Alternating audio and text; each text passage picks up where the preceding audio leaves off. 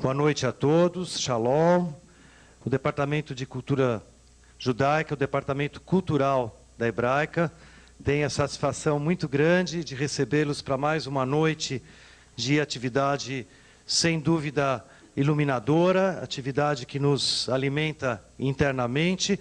Nós estamos vindo de um ciclo de palestras, debates, filmes, enfim, muita coisa que nos instiga, nos faz pensar, nos ajuda a compreender a realidade tão complexa dos dias de hoje.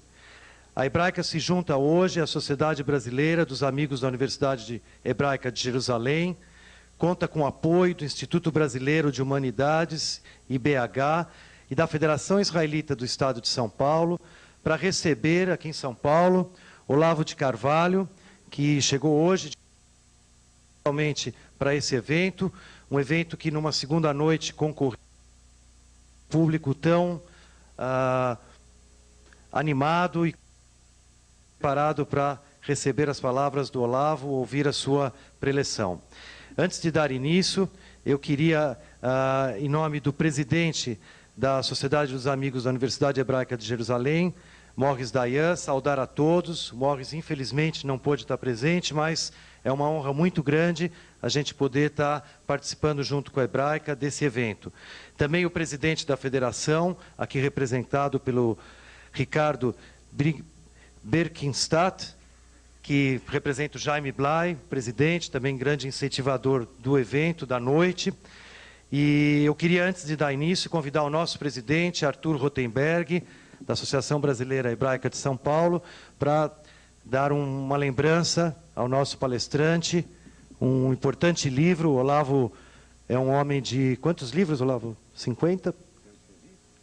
Não, só 13. Só 13? Ora. Eu fui responsável por 2, né, Olavo? Eu lancei o Olavo há 20 anos atrás, quando eu tinha editora. Por favor. E agora ele foi o primeiro editor do Olavo.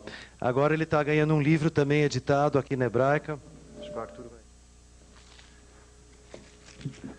Boa noite a todos, boa noite, doutor Olavo. É um prazer tê-los aqui. Diante de uma plateia um pouco diferente da que eu estou acostumado, afinal de contas, geralmente, os eventos da Hebraica eu conheço, se não 100%, 90% da plateia.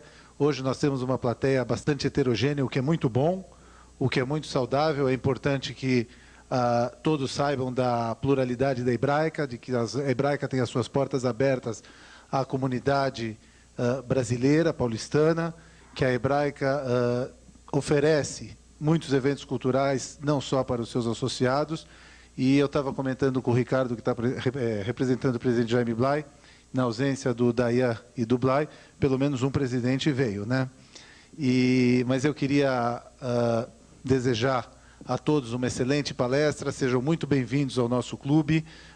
Para aqueles que estão nos visitando, saibam que a Hebraica tem 51 anos de idade, aproximadamente 28 mil associados, e é um clube judaico inserido na vida dessa cidade, na vida desse estado, na vida desse país, e que vem contribuindo ao longo desses 51 anos com o crescimento do nosso Brasil.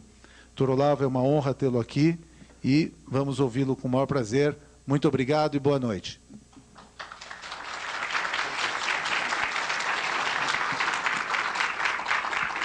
Eu queria aproveitar a oportunidade para passar às suas mãos um livro do nosso cinquentenário, que conta a história da Hebraica do dia em que ela foi concebida até o dia 31 de dezembro de 2003, quando nós terminamos as comemorações.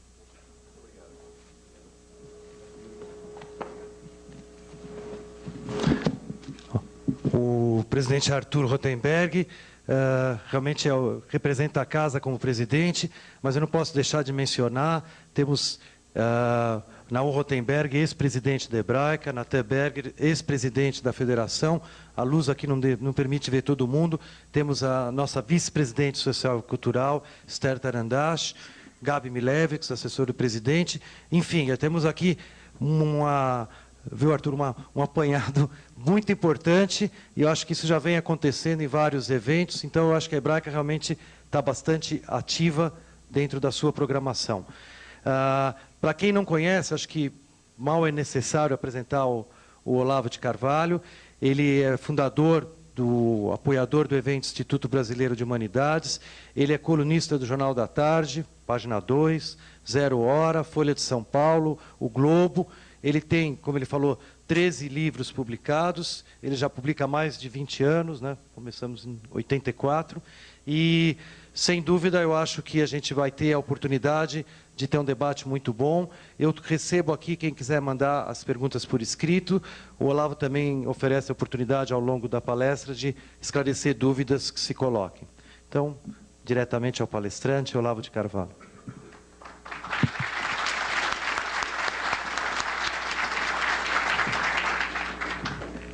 Então, muito obrigado, Arthur Rotenberg, ao Jacques, ao Zé Luiz pelas palavras gentis, e obrigado, sobretudo, a todos vocês que, enfrentando esta cidade, esse é o tempo maligno, vieram até aqui. Bom, antes de tudo, queria dar um aviso, o seguinte: se alguém tiver alguma dúvida, não precisa esperar o fim da palestra, pode e deve me interromper. Se eu vejo que a explicação que a pessoa pede é muito complicada, eu mesmo a passo para o fim, senão a gente esclarece na hora mesmo. O que eu vou apresentar aqui para vocês é um resultado parcial de um estudo que eu venho empreendendo há algum tempo. As conclusões não são definitivas, elas ainda são bastante provisórias, isso ainda vai ser muito investigado e aperfeiçoado. Melhorou? Então, isso ainda vai ser investigado e aperfeiçoado, e provavelmente isso vai virar um livro com o tempo. O prazo que nós temos para apresentar a coisa aqui é bastante curto, e eu vou deixar aqui para vocês, depois da palestra, deixar aqui na Hebraica uma pequena documentação auxiliar, que ficará à disposição, acho que para quem quiser cópias pode e deve pedir. Eu trouxe esses vários livros porque tem uma citaçãozinha de cada um que a gente vai ler, e alguns cuja leitura eu vou recomendar fortemente. Se o ponto de partida dessa investigação parecer muito remoto, quer dizer, para falar de algo que está acontecendo no século XX, eu tiver que remontar até o século XVI, vocês não fiquem impacientes, não, é porque a coisa é realmente complicada. Toda a situação mundial que nós assistimos tem raízes muito profundas na história do Ocidente, e essas raízes não são fáceis de rastrear. A norma que foi seguida neste estudo foi a do bom e velho Spinoza, que dizia: não rir nem chorar, mas compreender. Então, há fenômenos que são demasiado graves e demasiado assustadores para que nós nos permitamos o luxo de ter perante eles reações emocionais, mesmo de indignação. Quando as coisas são muito graves, aí mesmo é que a gente tem que ficar de cabeça fria e botar o nosso cérebro para funcionar, nos baseando também numa outra máxima, esta de Goethe, que dizia: é urgente ter paciência. O problema é complicado, nós não vamos conseguir entendê-lo se estivermos com pressa, se estivermos nervosos, se tivermos já assim, vamos dizer, opiniões feitas, opiniões prontas, que só vão nos atrapalhar a intelecção do processo. O ponto de partida desta investigação foi, há muitos anos, algo que eu li do filósofo alemão Martin Heidegger. Era uma teoria que ele apresentava sobre as origens do totalitarismo. Ele dizia que a origem remota do totalitarismo estava na entrada da modernidade, quando, com René Descartes, a filosofia proclama a possibilidade que o indivíduo humano tem de chegar a um conhecimento de validade universal a partir tão só do exame de si mesmo e de uma espécie de introspecção. Este é o princípio básico do racionalismo, quer dizer que se o sujeito conhecer 2 ou 3 premissas universais, ele pode deduzir, tirar da sua própria cabeça a totalidade do sistema das ciências. E dizia Martin Heidegger que se existe esta possibilidade do indivíduo humano ter por si mesmo uma visão tão abrangente, tão segura da realidade, então está suposto que o indivíduo detentor deste conhecimento deve ser também o detentor da autoridade sobre o mundo.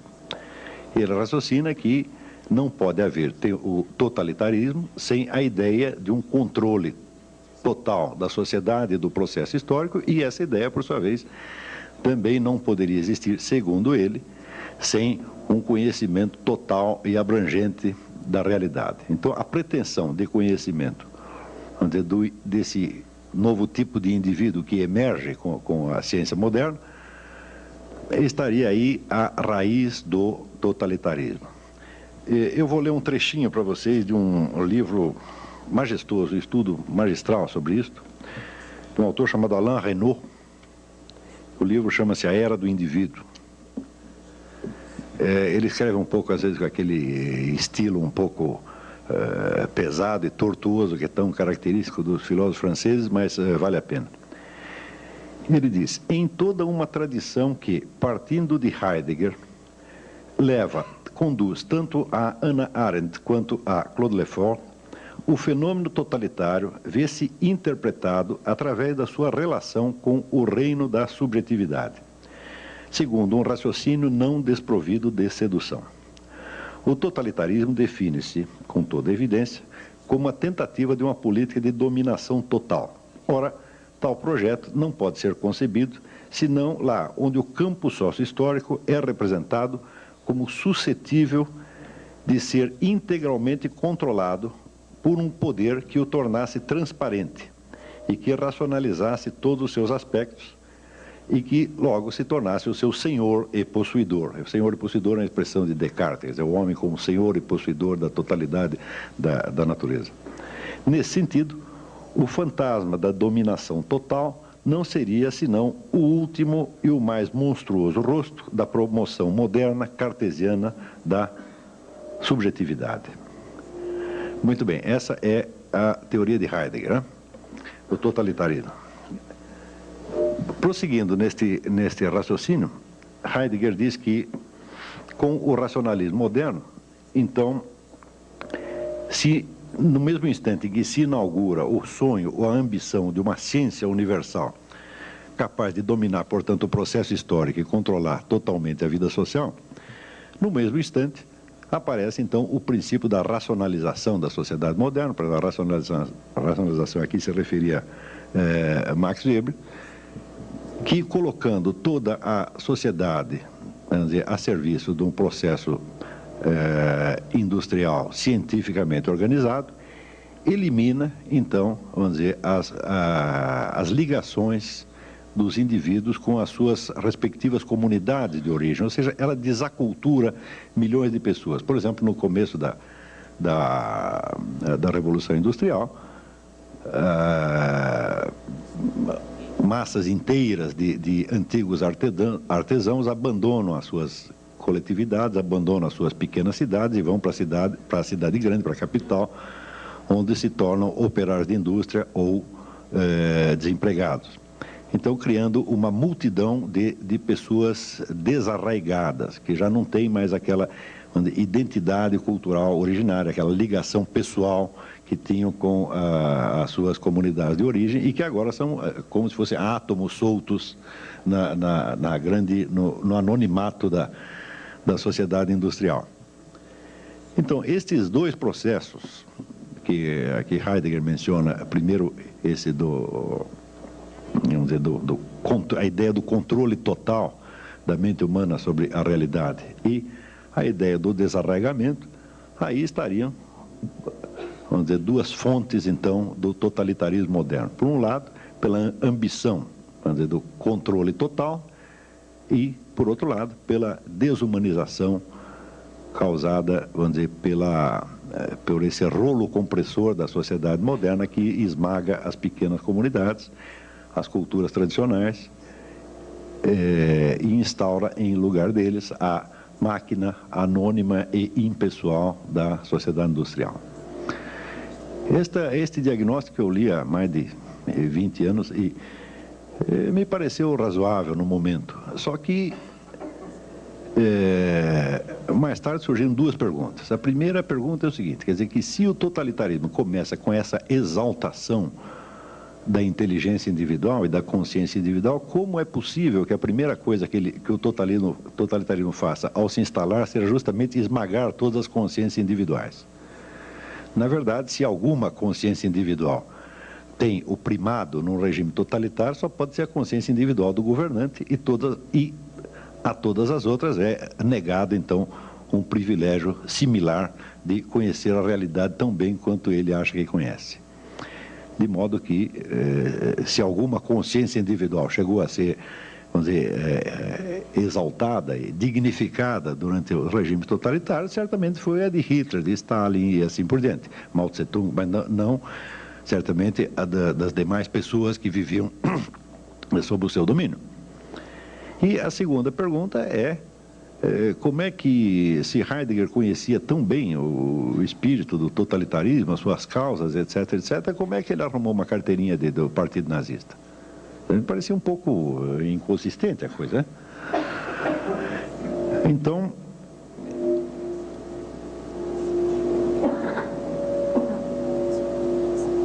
examinando a coisa por este lado, a gente pode observar que uma das promessas iniciais do Partido Nazista e que pareceram mais sedutoras ao público da época foi justamente a crítica da sociedade industrial moderna e o apelo ao arraigamento cultural, daquele negócio de sangue e solo.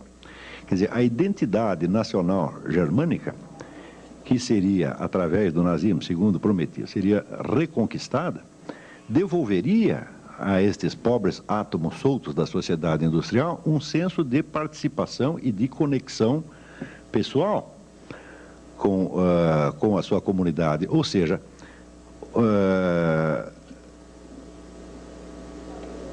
voltaria a restaurar um senso dentro da distinção de sociedade e comunidade. Quer dizer, o nazismo prometia uma restauração do senso de comunidade, tá certo? Sobretudo através, vamos dizer, da ligação com os símbolos nacionais, com o culto da raça, esse negócio todo. E isso pareceu ao público, então, bastante atraente durante algum tempo. Acontece que, se isto de fato aconteceu, então é evidente que a explicação de Heidegger para a origem do totalitarismo está errada. Quer dizer que ele diz que o totalitarismo está intrinsecamente associado à impessoalidade da sociedade moderna, que destrói as culturas tradicionais e solta os indivíduos num mundo anônimo, para assim dizer, num deserto de relações humanas, nos quais ele só tem, vamos dizer, entre si uma ligação funcional e econômica, e já não mais os laços pessoais que tinham, vamos dizer, com tradição, religião, aldeia, etc., etc. Ora, mas se foi possível criar um novo totalitarismo, para saber, o totalitarismo nazista, né, com base na promessa exatamente contrária, então quer dizer que esta relação intrínseca que Heidegger está vendo entre a impessoalidade da sociedade moderna e o totalitarismo não existe. Quer dizer, a coisa deve ser outra, a linhagem deve ser outra, completamente diferente. Ou seja, é possível você instaurar um totalitarismo de tipo, vamos dizer, anônimo, organizativo, voltado totalmente para a modernização industrial, e é possível também instalar um outro totalitarismo com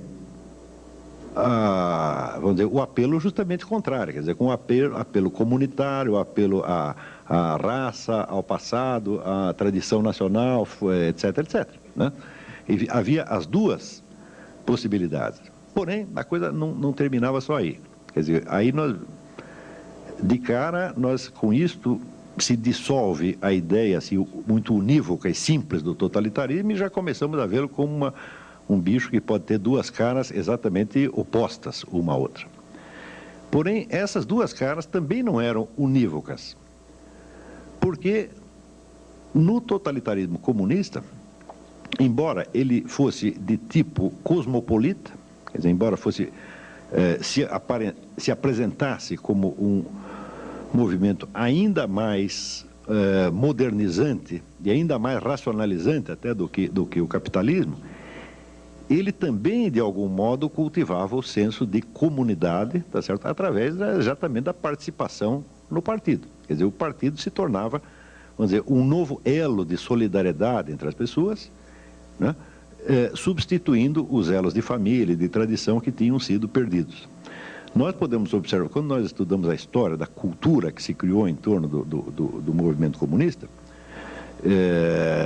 e nós vemos a quantidade de sentimentalismo que está associado a esta cultura. Por exemplo, no tempo que se falava do paizinho Stalin, ou hoje, quando as pessoas veem a juventude de Che Guevara e derramam lágrimas, né? Existe toda uma cultura sentimentalística que cria um elo de solidariedade. Eu mesmo, no tempo que eu pertencia ao partido, foi durante 3 anos apenas, eu me sentia integrado naquele movimento, não só politicamente, mas humanamente. Estudando a coisa com um pouco mais de atenção pelo lado comunista, eu cheguei à conclusão de que houve tantas versões diferentes da ideologia comunista e tantas propostas diferentes relativas ao regime comunista que nós não conseguiríamos, de maneira alguma, defini-lo como um movimento ideológico unívoco. Existem ideologias comunistas e existem regimes comunistas concebíveis, mas tem uma coisa que tem unidade. É a unidade da cultura comunista. Quem quer que participe do movimento esquerdista, ele se integra, de certo modo, não num movimento ideológico unívoco, ele pode ter divergência com todo mundo ali, mas qualquer que seja a linha a que ele pertença, ele se integra na cultura e, sobretudo, na cultura psicológica do movimento comunista. E essa cultura psicológica, ela envolve o indivíduo sob todos os lados. Quer dizer, você trabalha com comunistas, você vai no bar com comunistas, você faz festa com comunistas, você está sempre cercado daquelas pessoas que lhe dão um senso de identidade e de pertinência e até de irmandade. Tá certo? Então, peraí, o comunismo, que seria o totalitarismo mais seco, mais frio e mais racional, ele também tem esse componente emocional e comunitário profundo. E, por outro lado, o totalitarismo nazista, cuja ideologia, cujo discurso era voltado para o apelo comunitário, para a volta às raízes, etc., etc., ele, por outro lado, ele tinha um processo de modernização industrial tão racional, tão frio e tão desumano quanto qualquer outro. Está compreendendo? Então, isso observando só pelo lado ideológico, não estou falando das realizações criminosas dos dois regimes, abstraindo isto. Vamos fazer de conta que comunistas e nazistas eram boas pessoas, que nós não temos nada contra eles e que estamos apenas examinando as ideias deles, né?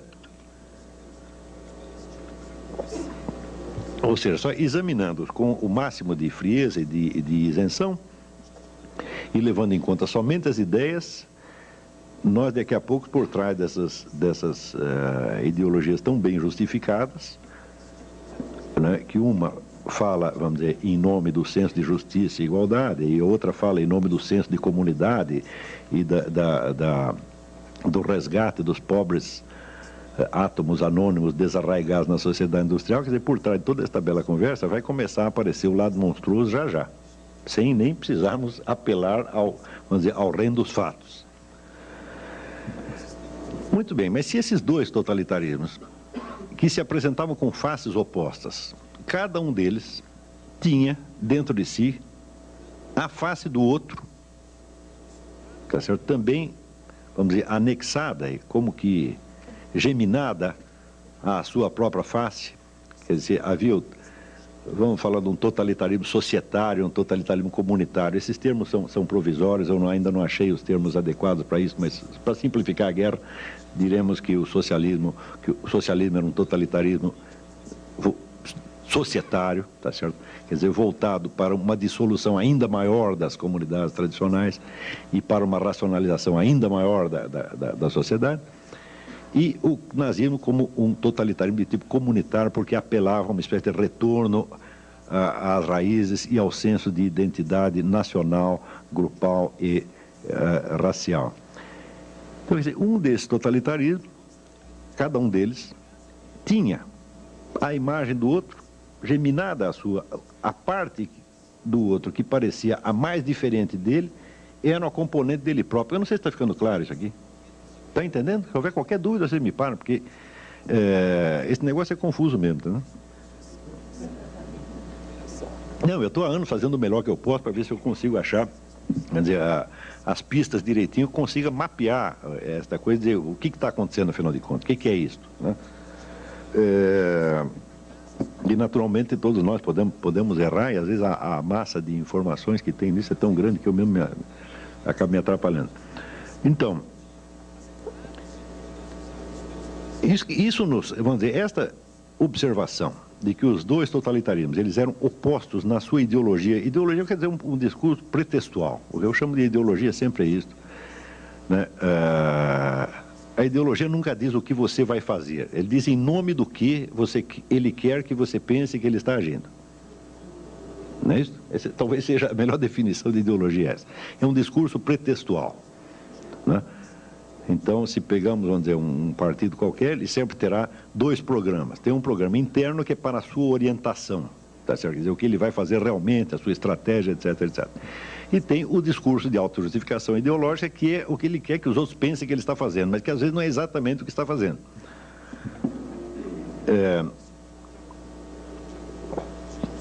E se acompanharmos, por exemplo, a trajetória, vamos dizer, desses regimes nos momentos de máxima condensação totalitária, aí é que a duplicidade de estratégia e ideologia se torna uma coisa quase alucinante, porque os camaradas todos fazem exatamente o contrário do que estão dizendo, e isto é sistemático, não é uma coincidência, não.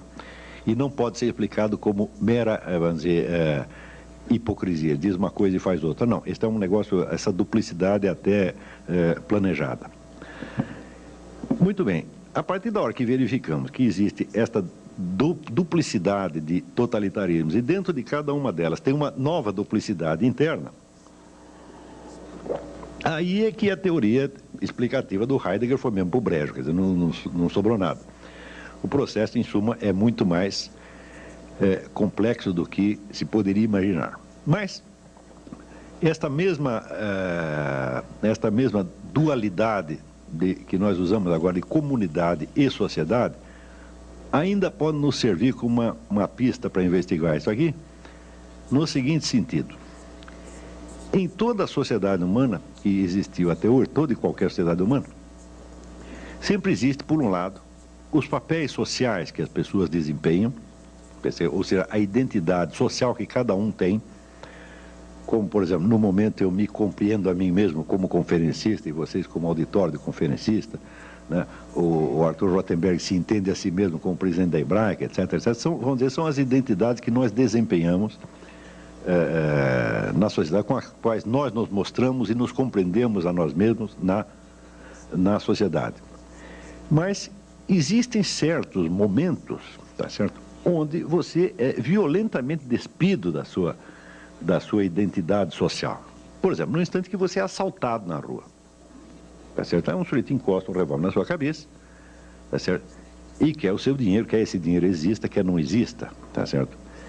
Então, neste momento, todas as ligações que você tem na sociedade falham. Você está separado de tudo e você está reduzido à condição humana no seu sentido mais físico, tá certo? Você é apenas um corpo humano vivente que pode estar morto dali 2 segundos.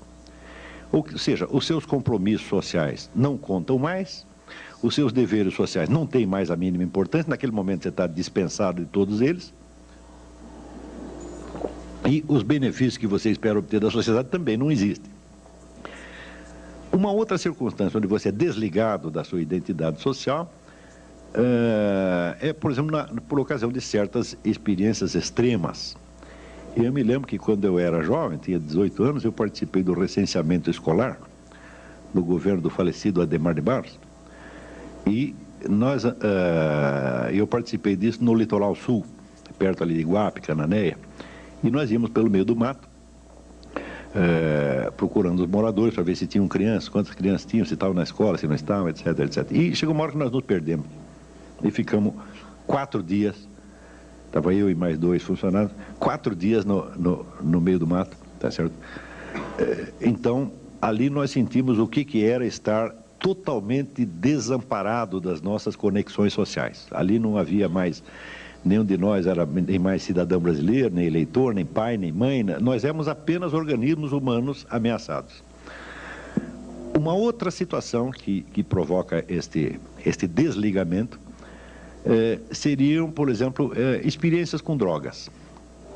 O drogado não tem uma identidade social, ele não sabe quais são os seus direitos e deveres sociais, etc, etc. Ele está reduzido a um conjunto, vamos dizer, de sensações e imaginações que assinalam a sua condição de corpo vivente, de organismo vivente, tá certo? E nesse instante, ele pode se relacionar com outras pessoas, mas não através do papel social. É um tipo de relação mais primitiva, tá certo? E que implica, por um lado, a total insegurança, mas por outro também a total liberdade.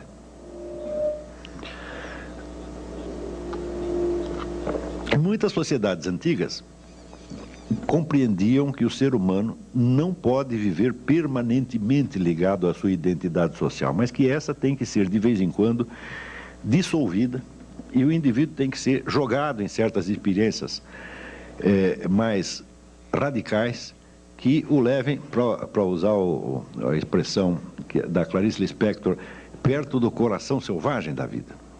Tá certo? Todo mundo tem uma necessidade, o ser humano tem uma necessidade profunda de vez em quando, se despir da sua identidade social e voltar a uma experiência mais direta e mais primitiva.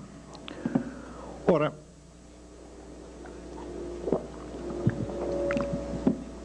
se entender essa diferenciação dos papéis sociais e da experiência mais direta, ficou claro isso? Muito bem.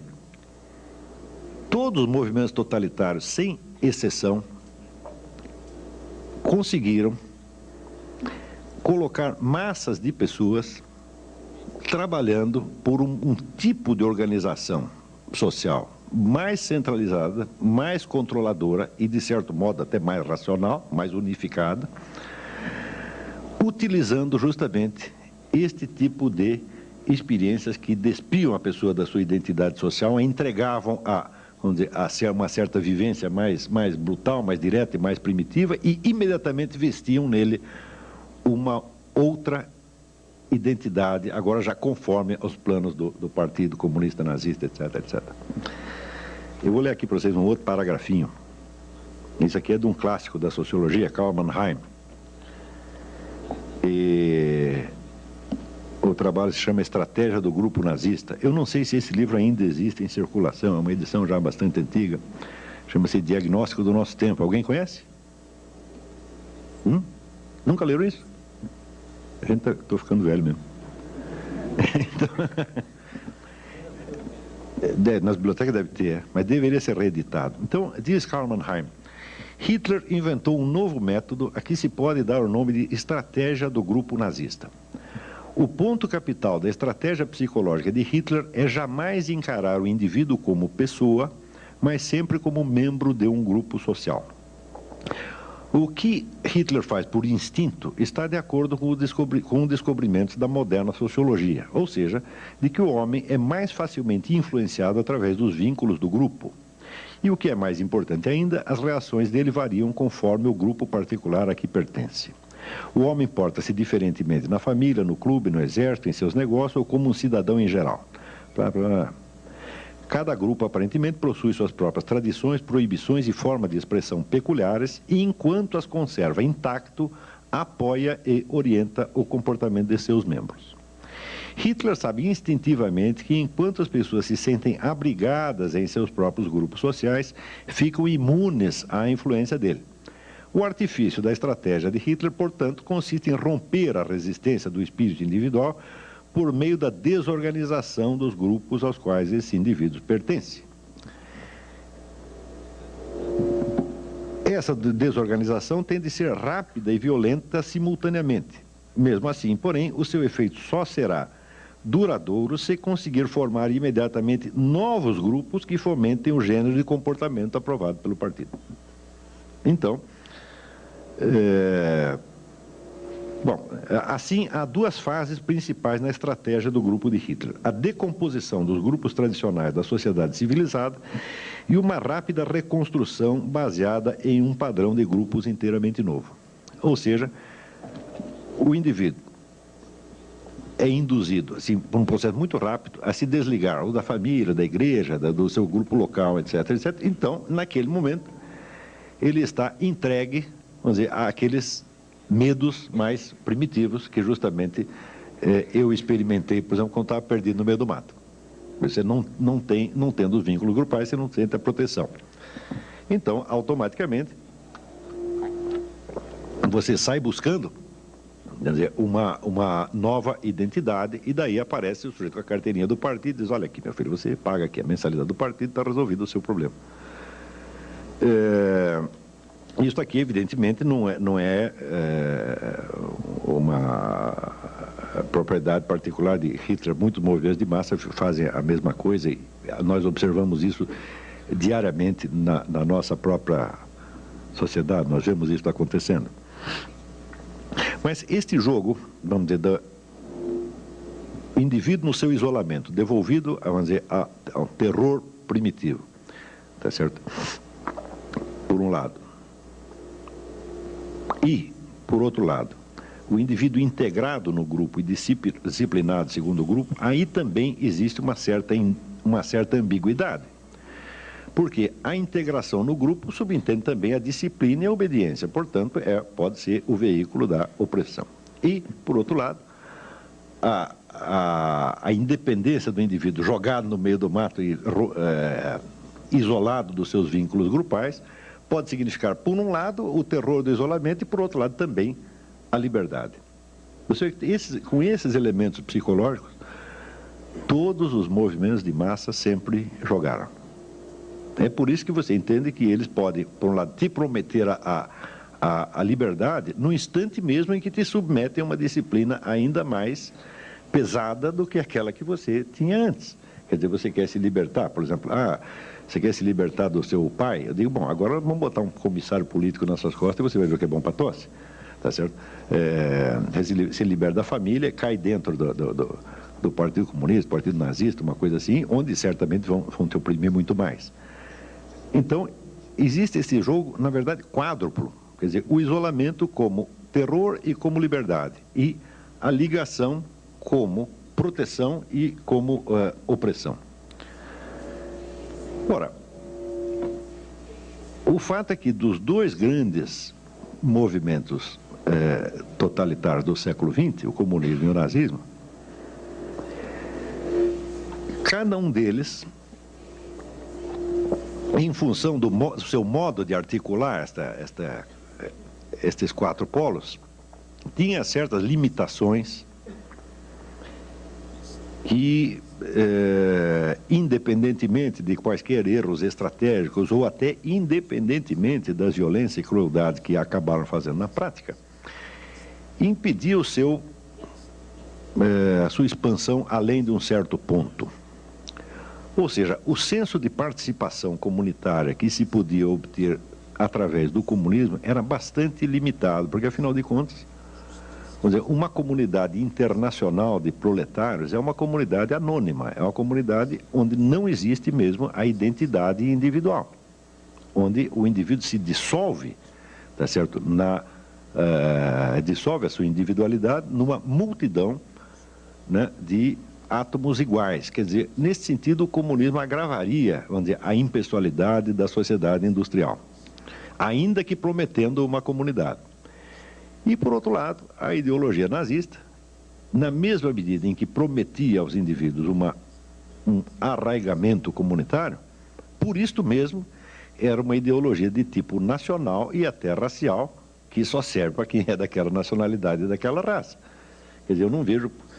Quer dizer, no Brasil tudo é possível. Uma vez eu vi um sujeito na televisão dando uma entrevista, era o porta-voz do Partido Nazista Brasileiro, era um mulato.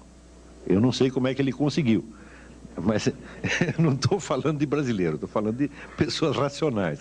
Racionalmente falando, quer dizer, uma ideologia da raça superior só interessa a quem pertence à raça superior, o que evidentemente não é o nosso caso, tá certo? Então, você vê que, não sei se vocês já repararam, mas sempre que existe uma teoria da superioridade racial, por uma maravilhosa coincidência, essa raça é sempre a do teórico. Vocês já viram algum teórico racista que pertence à raça inferior? Não é só eu pertenço à raça inferior, os outros não. Então,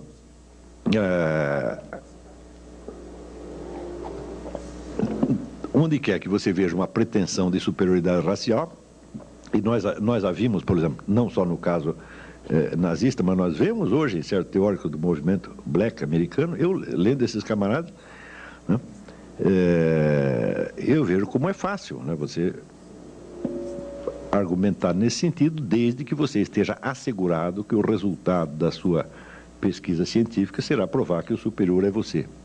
Porque se você tiver com uma suspeita, bom, eu vou investigar esse negócio, vai que eu provo que existe superioridade racial e eu caí justamente na inferior, eu não vou prosseguir essa pesquisa, não sou besta.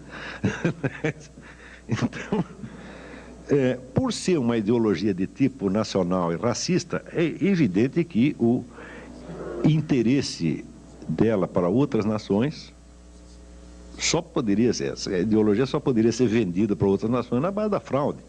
Quer dizer, cada nova nação que os nazistas faziam aliança, vai ter que provar que eles pertencem à raça superior também. Quer dizer, o italiano é ariano de algum modo, os árabes também vão ser um pouco arianos e assim por diante. Quer dizer, é um trabalho retórica, uma retórica muito tortuosa demais, tá certo? Então nós não podemos conceber, por exemplo, algo como uma internacional nazista. Vai chegar um ponto em que você só provoca antagonismo, tá vendo?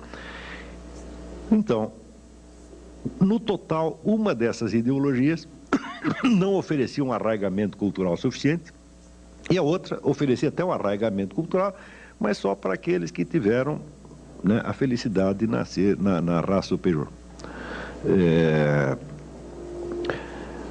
E é justamente aí que, a partir da década de 30, começa a surgir na cabeça de alguns intelectuais muçulmanos que haviam estudado na Europa e que tinham lido essa coisa toda, e tinham lido até Heidegger, Jean-Paul Sartre, essa coisa toda, começa a surgir a ideia de que o Islã tinha a solução para este problema. Então,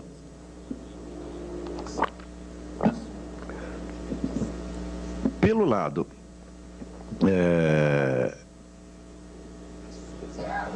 econômico, o Islã tem a sua própria estratégia econômica, vamos dizer, que não é bem de uma economia socialista, é de uma economia que resguarda, vamos dizer, a propriedade privada, mas no qual você tem tantos instrumentos, tá certo, de controle, não somente na mão do Estado, mas você tem tantos instrumentos religiosos de controle, que praticamente, se pode dizer que toda a vida econômica da comunidade estará sob o controle daqueles que tiverem a autoridade religiosa.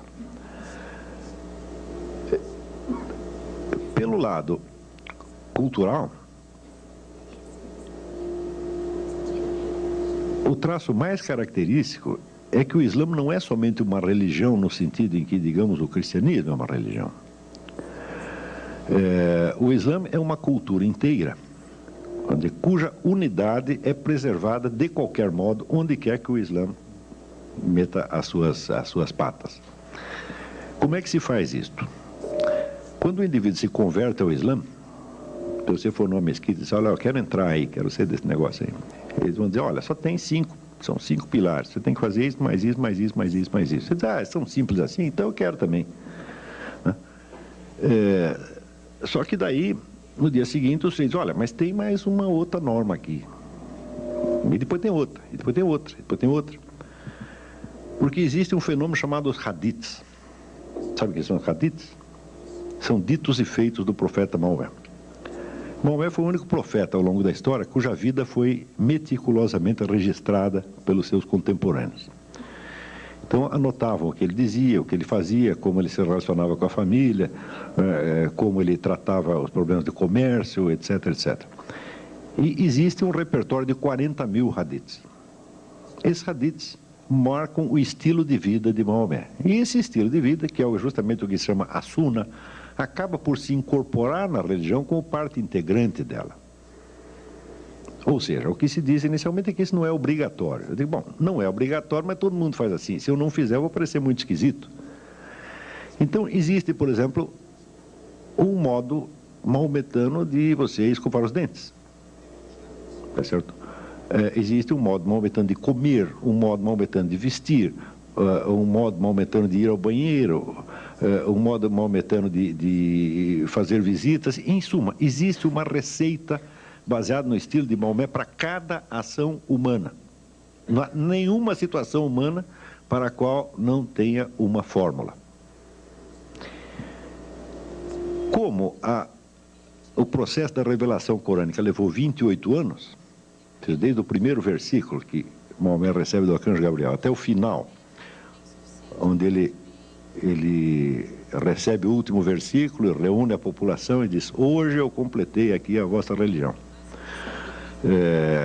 Como se passaram 28 anos, calcula-se que o indivíduo, para absorver a totalidade dessas regras e se tornar realmente um muçulmano, precisaria de 28 anos.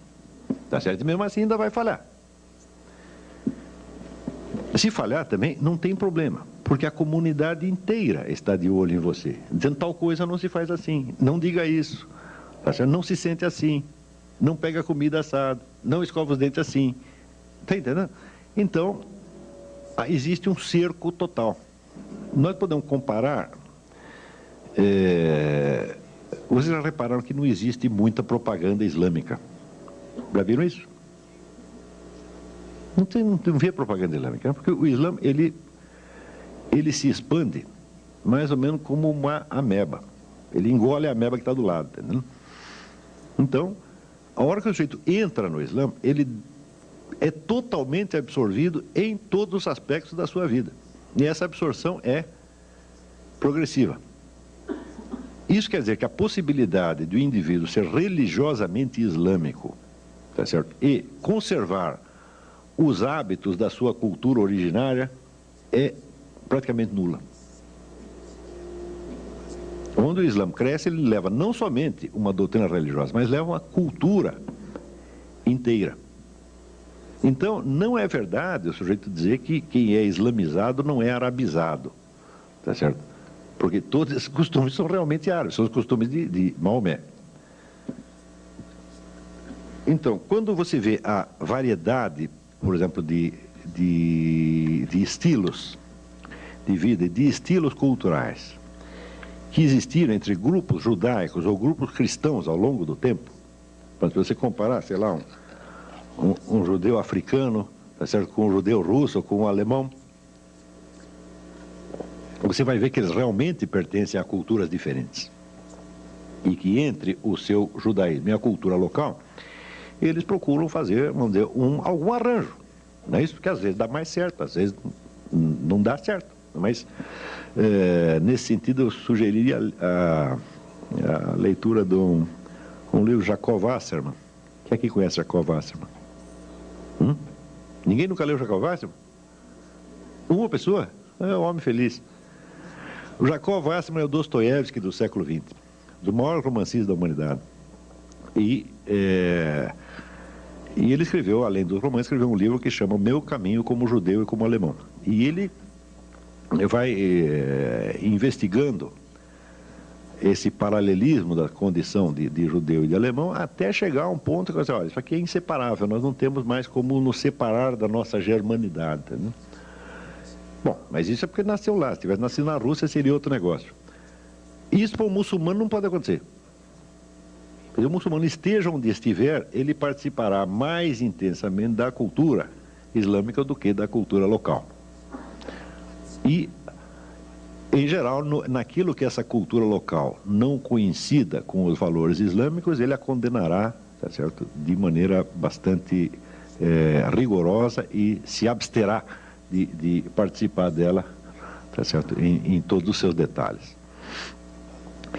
Isso quer dizer que o senso de participação comunitária que o Islã dá aos seus membros é não apenas intenso e profundo, mas é total.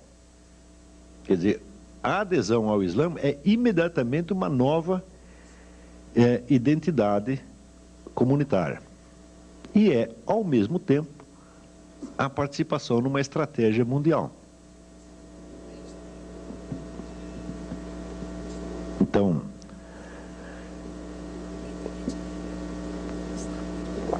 isso quer dizer que, contemplando o problema dos dois totalitarismos, o muçulmano da década de 30 e 40 começou a ter ideias.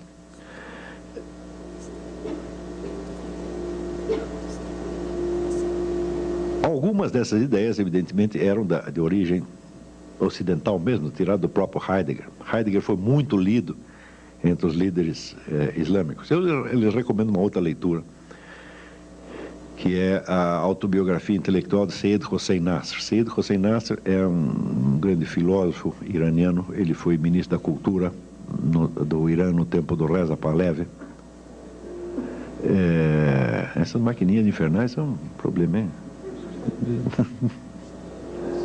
Então, ele foi ministro da cultura no tempo do Reza Pahlavi, e ele conta ali a educação que ele teve nos anos 30 no Irã. Então, ali por aí você tem a ideia do que um rapaz de família rica e culta poderia ter acesso naqueles anos. Toda a cultura europeia da época era transparente para eles. Eles sabiam tudo. Quer dizer, nas casas das pessoas ricas ali de Teherã, eram assiduamente frequentadas por representantes do existencialismo, do marxismo, etc. Tudo que tinha de bom e de melhor na Europa aparecia lá. Eles não estavam de maneira alguma desligados. Então eles tinham isso e ainda tinham todo o aporte tradicional islâmico. Então o Seyyed Hossein Nasr diz que ele cresceu ouvindo as tias deles recitarem poesia tradicional persa, né? Ele mesmo aprendendo a recitar o Corão de cor desde pequeno, e ao mesmo tempo ele tinha acesso, vamos dizer, à cultura europeia em todas as suas versões. Quer dizer, por exemplo, a liderança intelectual comunista da época frequentava também a casa daquele pessoal e tal. O pessoal ligado ao existencialismo, até existencialismo cristão, tal como Gabriel Marcel, também era totalmente conhecido ali. Então eles tiveram uma espécie de mostruário da cultura mundial, na qual ao mesmo tempo não tinham nenhuma participação ativa. Quer dizer, eles estavam vendo tudo e não estavam participando ativamente. Eles tiveram muito tempo para pensar nisso aí. Então, a ideia de que o totalitarismo islâmico pudesse resolver os enigmas, resolver as contradições dos dois totalitarismos anteriores, aparece também pelo fato de que que agentes dos dois regimes totalitários tiveram uma atuação intensa em todo o mundo islâmico, já desde antes da guerra e até hoje. Então, você vê, existe, por exemplo, um depoimento de um sujeito que foi chefe do serviço de inteligência romeno, chama-se Ion Mihai Pacepa. Não sei se vocês sabem, mas a União Soviética, nas operações dela no terceiro mundo, ela não jamais a KGB agia diretamente. A KGB agia diretamente na Europa e nos Estados Unidos. Para os países do terceiro mundo, ela usava os serviços secretos dos países satélites que eram treinados especificamente para isso. E esse Pacepa, ele diz nada menos que o seguinte, ele diz, olha, Yasser Arafat foi meu discípulo. Eu que dei toda a formação ideológica dele, eu garanto para você que ele é um marxista-leninista de primeiríssima ordem. Ele foi treinado como militante do partido. Isso para você ter ideia da profundidade da penetração comunista. Quanto à penetração nazista, nós podemos dar dois exemplos. Um é bastante conhecido, um era o grande mufti de Jerusalém, que ainda durante a guerra fez uma viagem a Berlim, sendo recebido pelo Führer e dando uma entrevista no rádio, fazendo um discurso no rádio de Berlim, solicitando ao Führer que tivesse a gentileza de estender a tal da solução final aos judeus de Jerusalém. porque eles estavam sendo discriminados, coitado, não podia ficar assim, né? Quer dizer, por que dar aquilo só aos da Europa, né? Então, você vê que este indivíduo é tido até hoje no mundo islâmico como uma espécie de santo. É um líder religioso que ficou na memória popular e que é idolatrado até hoje. Um outro que é do mesmo teor é Khairallah Tulfa, que era tio de Saddam Hussein. Khairallah Tulfa é um indivíduo que, na década de 40, tentou um golpe nazista. Ele tem livros publicados, sobrou pelo menos um, tá certo? Na qual a sua defesa do nazismo é explícita, tá certo? E ele tenta um golpe de tipo nazista e se dá mal. Este foi o sujeito que criou Saddam Hussein. O Saddam ficou órfão, foi criado por esse camarada. Esse era o tio e guru dele. Então, isso aí são só exemplos soltos. Aqui nesta documentação aqui tem mais alguns, para vocês terem ideia da profundidade da penetração, tanto dos intelectuais europeus lá, quanto da penetração dos serviços de inteligência nazistas e soviéticos, tá certo? Então, isso quer dizer que esses muçulmanos, eles tiveram a ocasião de assistir tudo isso como se fosse numa televisão, tá vendo? E aperfeiçoar com essa experiência as suas ideias sobre o que seria um regime islâmico. O problema do regime islâmico é um verdadeiro abacaxi, porque tudo na sociedade islâmica é regrado pelo Corão. Se você lê o Corão, que é um livro relativamente pequeno, umas 280 páginas, você verá que ele tem regulamentos sobre os hábitos diários, sobre a vida em família, etc. Ele contém todo um código civil. Esse código civil é ainda completado pelos hadith, quer dizer, pelos exemplos de Maomé. Então você tem talvez ali o código civil mais meticuloso do universo, tá certo? Porém, não tem um código do direito político. Não diz uma palavra sobre o que deve ser o regime político. Graças a este fenômeno é que surgiu este problema de xiitas e sunitas. Porque enquanto Maomé esteve vivo, então, de certo modo, ele condensava na pessoa dele os vários aspectos da sociedade e da liderança islâmica. Ele era, ao mesmo tempo, um líder religioso, um líder militar, era o guru da população, ele era ministro de todas as pastas e assim por diante. Então, ele era o fator de unidade do regime entre aspas, islâmico. Não havia regime nenhum, o regime era ele. E era um homem de um gênio absolutamente extraordinário, que tinha solução para todos os problemas. Então, enquanto ele vivia, ninguém teve que raciocinar muito, porque ele resolvia tudo, né? Quando o sujeito morreu, no dia seguinte, já deu o rolo. Porque aí eles perceberam que não havia regime nenhum. Então, primeiro, nós temos que eleger nós temos que ter um chefe esse negócio, né? Então, alguns achavam que esse chefe tinha que ser, vamos dizer, um continuador da obra de Maomé. Portanto, alguém investido também da missão profética e dotado do carisma profético. E outros disseram, não, de jeito nenhum, o único profeta que teve é esse. Ele disse que ele era o selo da profecia, então acabou, não tem mais profeta agora. Então tem que ter apenas um governante civil, tá certo? E o guiamento espiritual da comunidade deve caber à própria comunidade nos seus, vamos dizer, representantes mais eruditos e mais ilustres, que formariam o que se chama Uma. Uma é a comunidade, mas não a comunidade no sentido de todo mundo. A Uma é a comunidade de todo mundo que pensa e que está interessado no assunto, né? Então, esta entidade informal, a Uma, é que seria o guiamento espiritual da comunidade.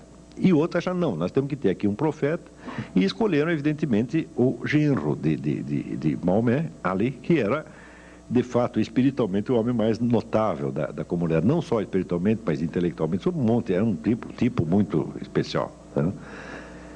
Agora, acharam que ele era ainda mais especial do que era, porque acharam que havia realmente nele o carisma da profecia. Então, é uma espécie de continuador do profeta. Então, é isso que é a distinção entre sunita e xiita. Sunna quer dizer os costumes, e os costumes não é nada mais do que a coleção dos hadiths, quer dizer, a coleção daquilo que foi copiado, foi anotado da vida de Maomé e que serve como modelo para a conduta de gerações e gerações de muçulmanos. E xiita não quer dizer nada mais do que Shia, quer dizer os companheiros, que são os companheiros de Ali, aqueles que ficaram fiéis a ele, que eram a minoria.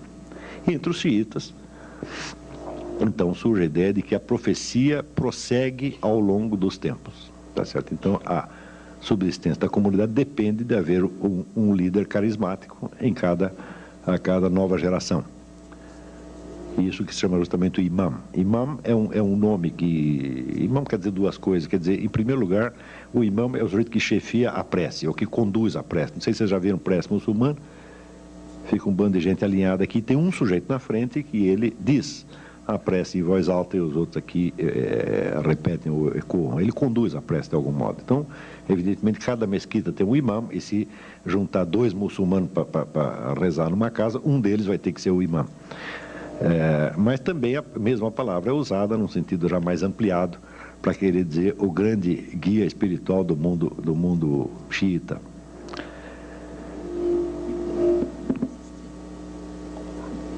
Esta divisão de sunita e xiita então já mostra, vamos dizer, a indefinição e a contradição interna do Estado Islâmico. Você falar de Estado Islâmico é até estranho, porque até hoje ninguém sabe o que é um regime islâmico.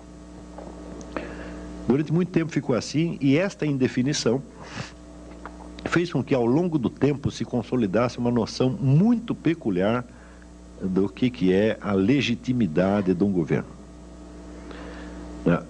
Evidentemente, toda a teoria do Estado subentende o que seria o critério de legitimidade do governante. No mundo islâmico, o governo legítimo, a critério do governo legítimo é o seguinte: o governo legítimo é aquele que existe. A partir da hora que ele cessou de existir, nós descobrimos que ele não era legítimo, ou que deixou de ser. Porque o governo expressa, então, a vontade de Deus. Se o sujeito ainda é governante, é porque Deus quer que ele esteja lá. Se ele deixou de ser, é porque Deus o tirou de lá, então perdeu a legitimidade. É evidente que isso é um convite a golpes de Estado, revoluções, etc, etc. Quer dizer, cada um diz, olha, o sujeito está lá, ele pensa que é legítimo, todo mundo pensa que é legítimo, mas eu vou mostrar que não era. Tá certo? Então,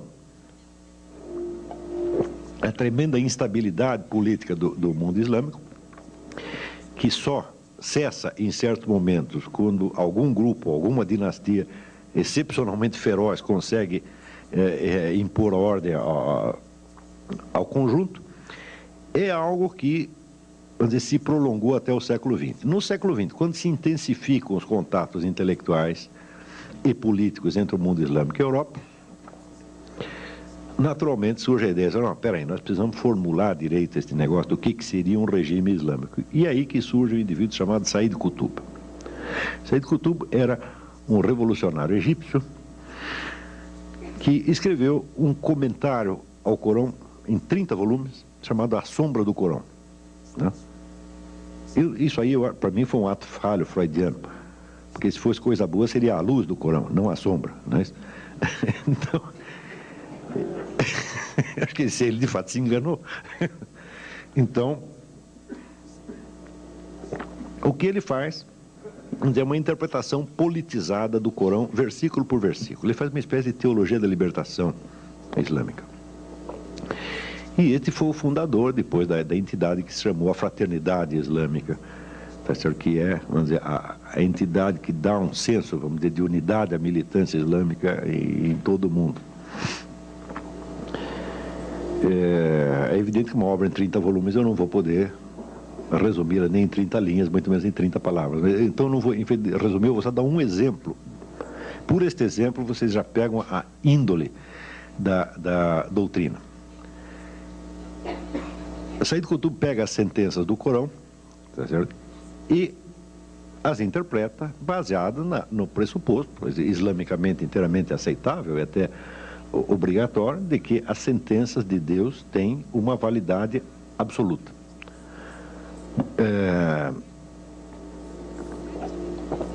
Uma das sentenças diz o seguinte: há uma definição corânica de tirano. A definição é a seguinte: tirano é aquele que proíbe o que Deus permite ou permite o que Deus proíbe. É boa a definição, é ótimo, não é isso? Se você entender, vamos dizer, a palavra Deus no sentido que se deve entender, que é, vamos dizer, aquilo que é o fundamento mesmo da ordem da realidade, não é isso?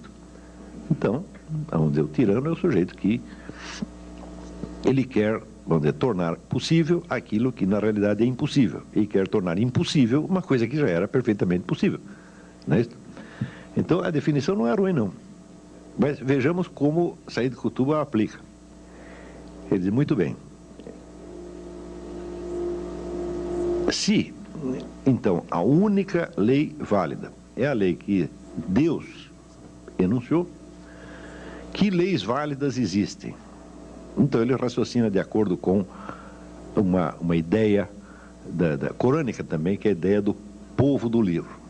Tá certo? Por exemplo, os judeus são um povo do livro. Por quê? Porque eles têm um livro sagrado que lhes foi dado por Deus. Os cristãos também, e assim por diante. Tem uma série de povos do livro. O povo do livro recebeu uma mensagem divina. Então, de certo modo, é um povo obediente a Deus. Porém, de acordo com a tradição islâmica, todos esses livros que foram recebidos pelos povos do livro foram copidescados e falseados por uma sucessão, tá certo, de editores bem ou mal intencionados. Então, só sobrou um livro confiável, que é exatamente o Corão. Olha, você tem essa tal de Torá, o negócio é bom, foi Deus, tá, mas vocês mexeram tanto nisso que você não sabe mais o que é o que não é. Então, vou resolver o seu problema. Toma lá o Corão, tá certo? Que é a última edição, tá certo? Fiel e estável. Né? Você lê e diz, mas não parece, né? Ele diz, não parece, mas é. Não parece porque a sua está alterada. Essa aqui é que está inalterada. Então, se é assim, bom, a conclusão é que somente os regimes que são baseados exatamente na lei corânica é que são legítimos. Os outros são todos tirânicos. Todos, sem exceção. E, ora, lutar contra a tirania faz parte do jihad. Jihad, o pessoal entende que é guerra santa, não é.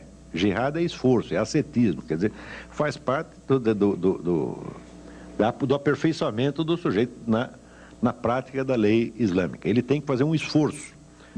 E a luta contra a tirania, tal como entende Said Qutb, a luta contra a tirania faz parte do jihad, portanto faz parte das obrigações islâmicas.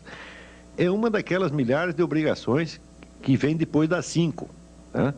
Começa com 5 e termina com 40.005. Quando chega na 30ª, 90ª, etc., tem o jihad. Resultado, todo e qualquer cidadão islâmico que esteja vivendo num país sob regime não islâmico tem a obrigação de lutar para derrubar o seu governo.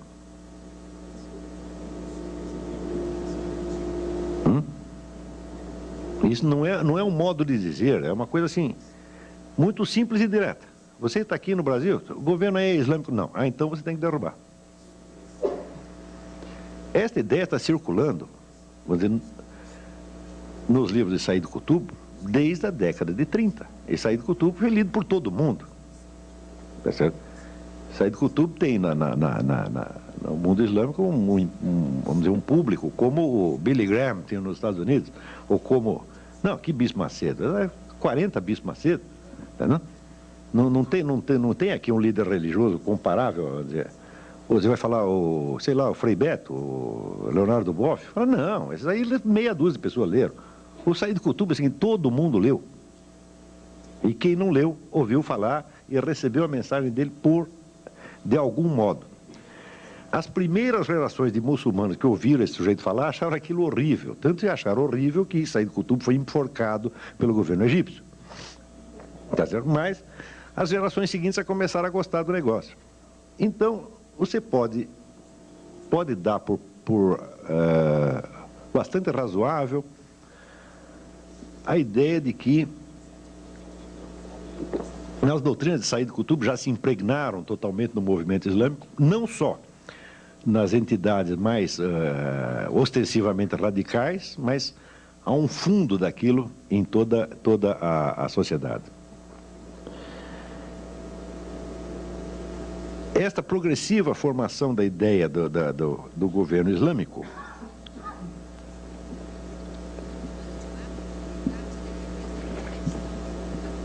chega, vamos dizer, a uma espécie de perfeição mais modernamente, nas últimas décadas, quando se forma a ideia de que o Islã, por ter uma mensagem divina, tá certo? Ele é o complemento espiritual natural da revolução socialista no mundo. Então, primeiro tem que haver a revolução socialista, a qual, porém, lamentavelmente, deixará o homem desarraigado da comunidade e desligado do sentido último da vida. Porque a revolução socialista é toda feita em função de pretextos meramente econômicos, a justiça meramente econômica, uma coisa assim. Ele diz, tudo isso é muito bom, mas é evidente que nem só de pão vive o homem, tá certo? Então, o Islã é a cereja do bolo socialista. Quer dizer, depois de feita a Revolução Socialista, nós indicaremos ao mundo já socializado o caminho de Deus, tá certo? Então, digamos que o socialismo seria para o futuro mundo islâmico mais ou menos aquilo que Júlio César foi para a civilização cristã. Ele é o único unificador do mundo antigo. A partir da hora que unifica o mundo antigo, então entra uma nova, preparado o corpo da Europa, então tem uma nova mensagem que dará uma nova vida espiritual à civilização. Isto aqui, a ideia de socialismo mais espiritualidade islâmica, isto já ganhou o mundo islâmico. Não há um sujeito lá que não tenha essa ideia na cabeça. Uns podem ser mais bonzinhos, querem realizar isso através do voto, né? Porque uns também não leram só Karl Marx e Lenin, uns leram também Antônio Gramsci, tá certo? Então, o Antônio Gramsci é o sujeito, né, da revolução indolor. Nós vamos expandir a ideologia socialista de tal modo, nós vamos colocá-la, não vamos fazer propaganda socialista, nós vamos colocar o socialismo no dicionário, o socialismo nas entrelinhas da música popular, o socialismo nos livros didáticos, etc. No fim, todo mundo vai ser socialista sem perceber. Quando todos forem socialistas sem perceber, tá certo? Daí passaremos para o socialismo, assim, num passe de mágica, sem necessidade de nenhum trauma. Então, existem também os islâmicos gramscianos. E também nós podemos ir social islamizando a cultura mundial de tal modo que, no fim, a transição se fará de maneira indolor. Bom, não é necessário ser muito inteligente para perceber por que nesta perspectiva, surge o fenômeno do neo-antissemitismo. Por que os judeus saem mal pelas duas possibilidades? Quando eu comecei a estudar isso, veja esse fenômeno do neo-antissemitismo, que agora está todo mundo assustado, e todo mundo considerando um negócio imprevisto, eu devo me gabar, tá certo? Se é que isso é motivo de se gabar, de que muitos anos atrás eu já sabia que isso tinha acontecido. A partir desses estudos, eu falei, mas é impossível, os caras vão querer, mas daqui 10, 15 anos vão querer tirar o judeu do caminho. Porque, do ponto de vista da cultura socialista, o judeu é o representante do capitalismo. Isso, pelo menos, é o que diz Karl Marx. Karl Marx dissolve a ideia mesma de uma identidade judaica. Isso não existe. O que existe é o capitalista. E eles são os capitalistas. Então, a hora que nós destruímos o capitalismo, a identidade judaica irá para o brejo. Tá certo? E os judeus se integrarão na cultura socialista como todo mundo. Esta ideia, vamos dizer, foi levada ao pé da letra por Lenin. Lenin, então, logo toma o poder, ele cria no Partido Socialista, no Partido Comunista, uma famigerada seção judaica. A função da seção judaica era treinar militantes para que, se prevalecendo das suas ligações de família e de língua, penetrassem então nos grupos judaicos para espionar, denunciar, etc, etc, etc. Talvez alguns aqui tenham ouvido falar do famoso Rabino Schneerson, que era o grande santo, líder espiritual judaico no tempo da Revolução Russa, e que foi o sujeito que mais pagou por esta brincadeira, que passou 22 anos na cana, um negócio assim.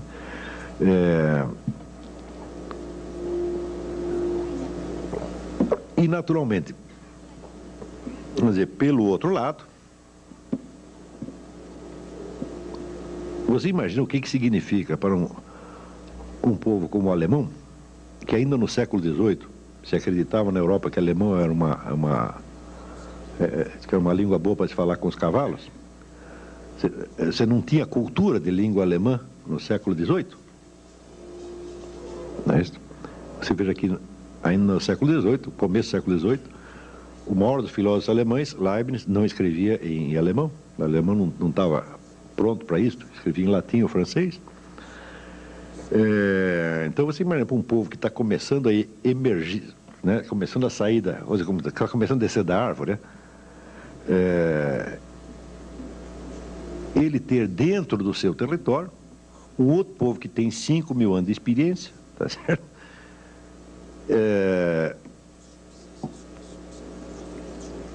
E que é, pela sua simples presença, a prova da inferioridade da população local.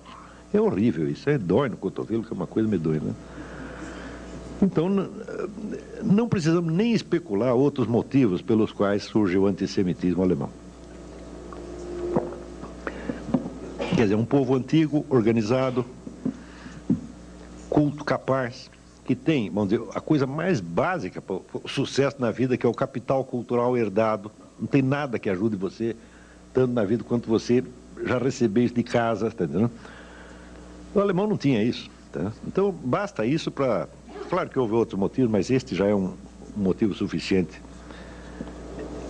O judeu era, de certo modo, pela sua simples presença, um antídoto à ideia de uma identidade racial germânica. Eu digo, mas que raio de identidade racial vai ter essa cultura? Assim, metade dos escritores e os cientistas, são tudo judeus. Não tem identidade racial. Não tem identidade racial nenhuma, isso é uma balela, né?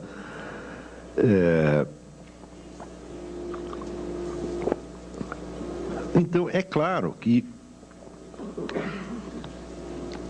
o judeu era uma pedra no sapato dos dois totalitarismos, tá certo? Então, como esses dois já tiveram a sua chance no mundo, e embora o comunismo ainda seja, de algum modo, uma coisa atraente para muitas pessoas, pelo menos filosoficamente ou intelectualmente, é uma ideia em decomposição, tá certo? Se bem que uma ideia está intelectualmente desmoralizada, não quer dizer que politicamente ela esteja enfraquecida, mas intelectualmente está acabada. E o nazismo também já foi liquidado na guerra. Então é evidente que, ao puxar para si a herança desses dois totalitarismos e trabalhá-los à sua maneira, o movimento islâmico, vamos dizer, com os seus novos aliados, que são remanescentes de movimentos comunistas e nazistas. Você não pode esquecer que em Nova York, naquelas passeatas que teve logo depois do 11 de setembro, passeatas pacifistas, estava ali o pessoal comunista e black, tudo de mão dada com o David Duke, que era o homem do partido nazista, quer dizer, juntaram todos, tá certo? Então, não é de estranhar que, absorvendo esta herança, ele criasse também este movimento, o qual também tem que ser estudado sob outros aspectos, que depois mais tarde nos debates a gente entra, mas eu para esta conferência peguei só por este aspecto. Não é de espantar que esse movimento criasse um neo-antissemitismo, que é um pouco diferente dos outros, tá certo? É um pouco diferente, mas evidentemente tão perigoso quanto, sobretudo pela sua abrangência.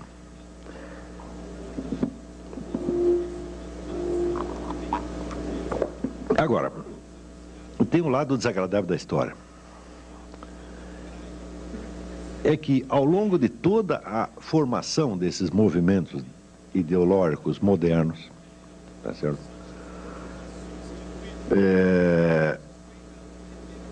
Houve muitos autores e pensadores judeus que contribuíram para isso. Mas, judeu porque não tinha nascido judeu. Vieram por um bocado de Trotsky. Trotsky não aceitava ser chamado de judeu. Ele não gostava disso. Mas os judeus acham que ele é judeu. Então, naturalmente, tem um certo carinho pelo sujeito, porque ele é gente nossa. Não é isso?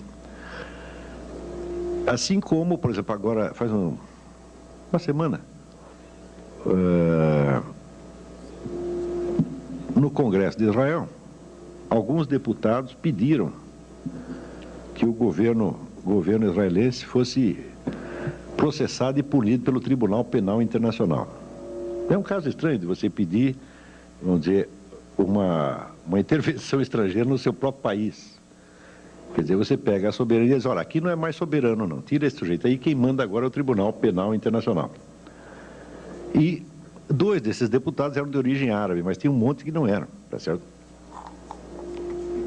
É evidente que a primeira vez que o Tribunal Penal Internacional tirar um governante de dentro do seu país, o seu país não existe mais como nação soberana. Me parece uma coisa bastante óbvia. A soberania significa justamente não poder ser julgado a não ser pelo seu próprio povo. Aí você tem uma entidade estrangeira que tem mais poder do que o seu governo, acabou a soberania. Então, 2 deputados, um grupo de deputados pede lá a soberania nacional. Naturalmente, esses deputados também dizem, mas eles são judeus, eles são gente nossa, nós temos que carregá-los no colo. Né? Eu digo, esse é um problema. No dia da passeata anti-Bush, lá tinha um monte de judeus fazendo passeata, junto com o pessoal black, não é isso? Que é aquele que, tipo Louis Farrakhan, né? E também com David Duke. Mas quando chega em casa, o que pensa? A mãe dele, a avó dele, a tia dele, diz, não, ele também é judeu, ele é gente nossa. Entendeu? Então fica carregando toda essa gente no colo, e você sabe como é que essa história termina. Não é isso? Então, vamos dizer, só para terminar esta parte, eu gostaria de fazer um lembrete que talvez não soe tem muito agradável, mas, veja, o povo que protege os seus próprios traidores, ele paga 2 vezes. Ele paga pela traição que sofre e paga porque ele leva a culpa da traição. Tá certo? E isto já aconteceu com os judeus muitas vezes ao longo da história. Então, na hora que surge, por exemplo, a noção de... vocês já ouviram a expressão judeu ortodoxo? Assim como tem o católico praticante. Não é isso? Ora, o que é um judeu ortodoxo? É um sujeito que cumpre todos os mandamentos, mas ninguém cumpre todos os mandamentos. Todos nós somos humanos e imperfeitos. Antigamente, quando um judeu não cumpria alguns mandamentos, ele esperava que os outros rezassem por ele e desse tudo certo, não era assim? Não havia esta noção de um judeu ortodoxo e um não ortodoxo. Não havia esta divisão no corpo da igreja, no corpo da identidade judaica, como não havia uma divisão similar no corpo da igreja católica. A hora que você aceita que existem judeus ortodoxos e não ortodoxos, significa que você meteu na sua cabeça que existe uma identidade judaica alheia à tradição judaica como tal. E essa identidade simplesmente não existe. Isso quer dizer que, se você pensar a comunidade judaica só como comunidade cultural, ela não existe. Porque essa tem características diferentes em cada cultura. Tem a cultura russa, a cultura alemã, africana, brasileira, etc, etc, etc. Mas, ou seja, ou existe um vínculo com uma tradição e existe alguma lealdade que é necessário ter, tá certo? Para com as origens da comunidade, ou então ela não existe mais. Do mesmo modo seria o que é o católico não praticante. Antigamente não havia católico praticante, tinha católico, os católicos mais, digamos, bem comportados e mal comportados, mas eram todos igualmente católicos. O sujeito que nunca ia na missa, na Idade Média, o sujeito que nunca ia na missa, nunca confessava, nunca comungava, tá certo? Mas tinha sido batizado, ele era tão católico quanto os outros. Não se dizia ter o praticante e o não praticante. Na hora que você aceita que existe o ortodoxo e o não ortodoxo, ou o praticante e o não praticante,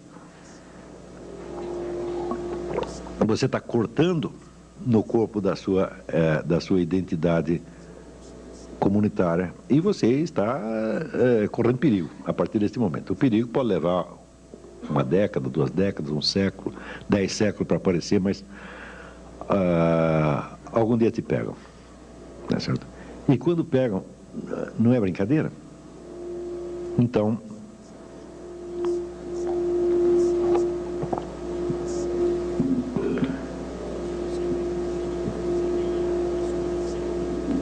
vamos dizer, só para encerrar esta parte, depois de ter mostrado, vamos dizer, as origens nazistas e comunistas da ideologia islâmica, vamos dizer, não precisa reforçar o perigo que isso representa para todos nós.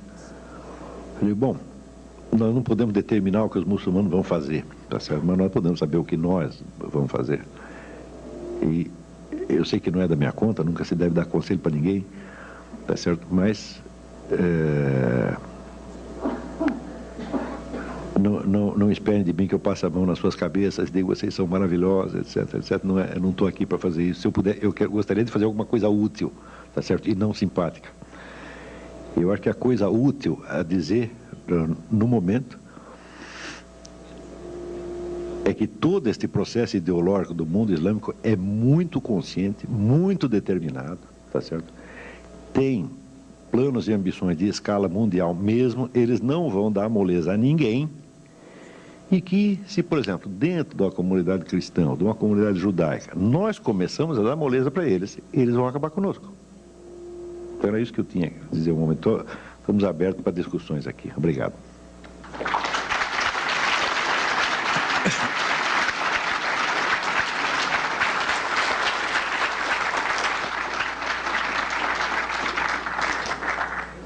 Olá, eu tenho já algumas questões que chegaram aqui. Na verdade, aqui é uma frase para você comentar. É do Márcio Mendes. A terceira grande guerra instalou-se na política, na economia, no social, com destaque na religião. Militarmente, num espaço não medido de tempo, a deflagração total será sentida. Pede o seu comentário da frase. Se é que eu entendi o que você quis dizer, eu acho que você tem razão, sim. Quer dizer, nós já estamos vivendo essa guerra, né? Isso já está instalado. A guerra existe a partir do momento em que um dos personagens envolvidos não aceita de maneira nenhuma a existência do outro, tal como o outro está. Quer dizer, se você tem um plano, vamos dizer, de socialismo mundial, de islamismo mundial, pronto, você já declarou guerra. Quer dizer, você poder realizá-la materialmente ou não, bom, isso depende de você ter um pouco mais de dinheiro, um pouco mais de sorte, um pouco mais de tempo, tá certo? E às vezes acontece que, estando decidida já a guerra, ela acaba não se realizando, mas enquanto nós não tirarmos essa ideia da cabeça das pessoas, elas vão estar em guerra conosco. E você veja, no momento em que o islamismo oferece uma nova chave totalitária, o que ele faz? Ele absorve em seu favor todos os remanescentes das outras duas ideologias. E que é um fenômeno esquisitíssimo que aí acontece hoje, tá entendendo? Quer dizer, quando a gente vê, por exemplo, pensa bem, e nas passeatas de Nova York você vê aquelas feministas mais radicais, tá certo? Marchando ao lado dos piores machistas que tem na face da Terra. Não é isso? E como é possível esta coisas tão contrárias? Fala, bom, elas são contrárias na expressão vamos dizer, de valores determinados pelos quais elas lutam, mas o seu fundo e a sua origem ideológica é exatamente a mesma. Quer dizer, o Islã fica uma boca de funil e tudo vai cair para lá. Tá entendendo? Agora, espero que vocês entendam que quando eu estou falando, vamos dizer, do Islã moderno, revolucionário, eu seria o último a querer, vamos dizer, jogar sobre o Islã tradicional as culpas do Islã revolucionário. Assim, seria tão absurdo quanto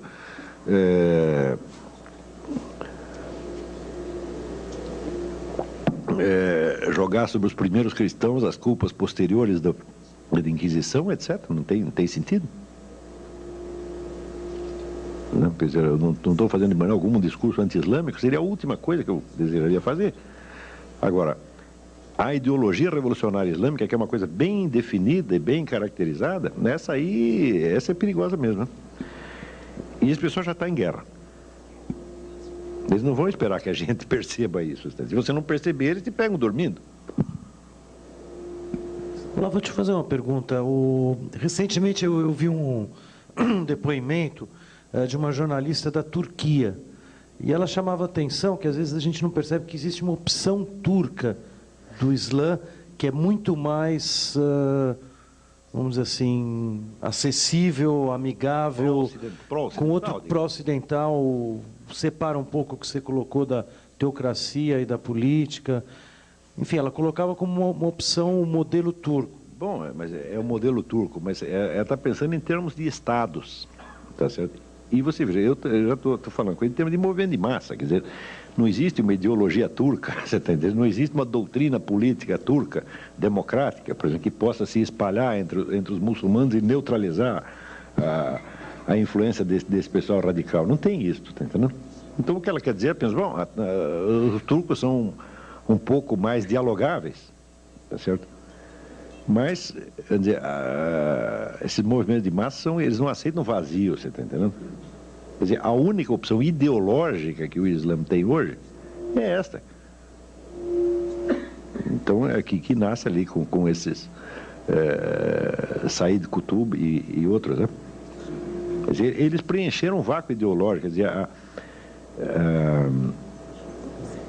eu acho errado, por exemplo, a visão que se tem no Ocidente às vezes é muito errada, quando se fala de decadência islâmica. Intelectualmente, o Islã jamais decaiu. Nunca. Tá? Nós é que paramos de ter notícia. Tá certo? Mas, por exemplo, tem um livro que eu recomendo, chama Un Islam iranien, de Henri Corbin, é um grande historiador da filosofia, tá certo? Que dá ideia, vamos dizer, da tradição filosófica iraniana, tal como ela continuava até o momento que ele estava escrevendo aquilo, que era a década de 40, 50, é uma coisa muito impressionante. Quase que o Irã sozinho ele tem mais e melhores filósofos do que qualquer país da Europa, considerado individualmente. Isso nunca parou. Vocês leiam o Said Hossein Nasr, um monstro de filósofo. É verdade que ele foi botado de lá para fora, foi expulso do Irã pelos ayatollahs. Mas é que ele é um muçulmano de tipo antigo, um muçulmano tradicional. E os caras vêm com a ideologia revolucionária, então não tem lugar para ele. Lá uma pergunta breve aqui, mas onde se insere o terrorismo nesta organização, entre aspas? Bom, o terrorismo é exatamente o que estava no Karl Mannheim, né? O terrorismo serve, sobretudo, para duas coisas. A primeira é exatamente essa que diz Mannheim, que é desorganizar a sociedade. Fazer com que as pessoas se sintam desamparadas. Você veja, quando você...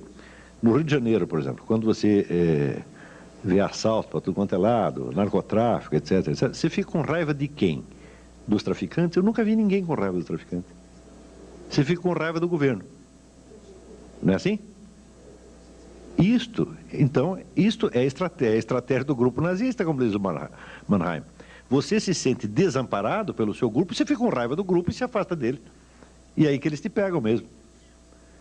Tá certo? Então, o terrorismo é, sobretudo, esta arma psicológica para fazer você ficar com raiva do seu governo. Nós vimos o que aconteceu na Espanha. O pessoal ficou com mais raiva do Aznar do que de quem jogou a bomba. Está compreendendo? Então, isto é uma coisa. Outra coisa é aquele negócio da guerra assimétrica que eu tentei explicar, não, que eu mencionei no artigo da Folha, porque jornalismo hoje é o seguinte, o tamanho dos artigos diminui cada vez mais, né? Diminuindo, então é um jornalismo minimalista. Então, só dá para você dizer as coisas, mas não dá para você provar nada. A prova fica... Bom, quem quiser a prova, vai lá em casa, eu te explico o resto, né? Tem que dar o endereço do cara, né? Então...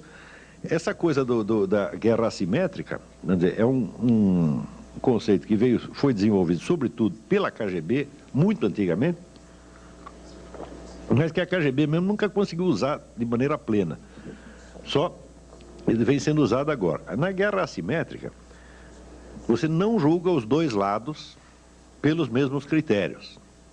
E eles, de certo modo, não fazem a guerra no mesmo campo. Um está lutando aqui, o outro está lutando no outro plano. Quer dizer, os exércitos não se encontram. Né?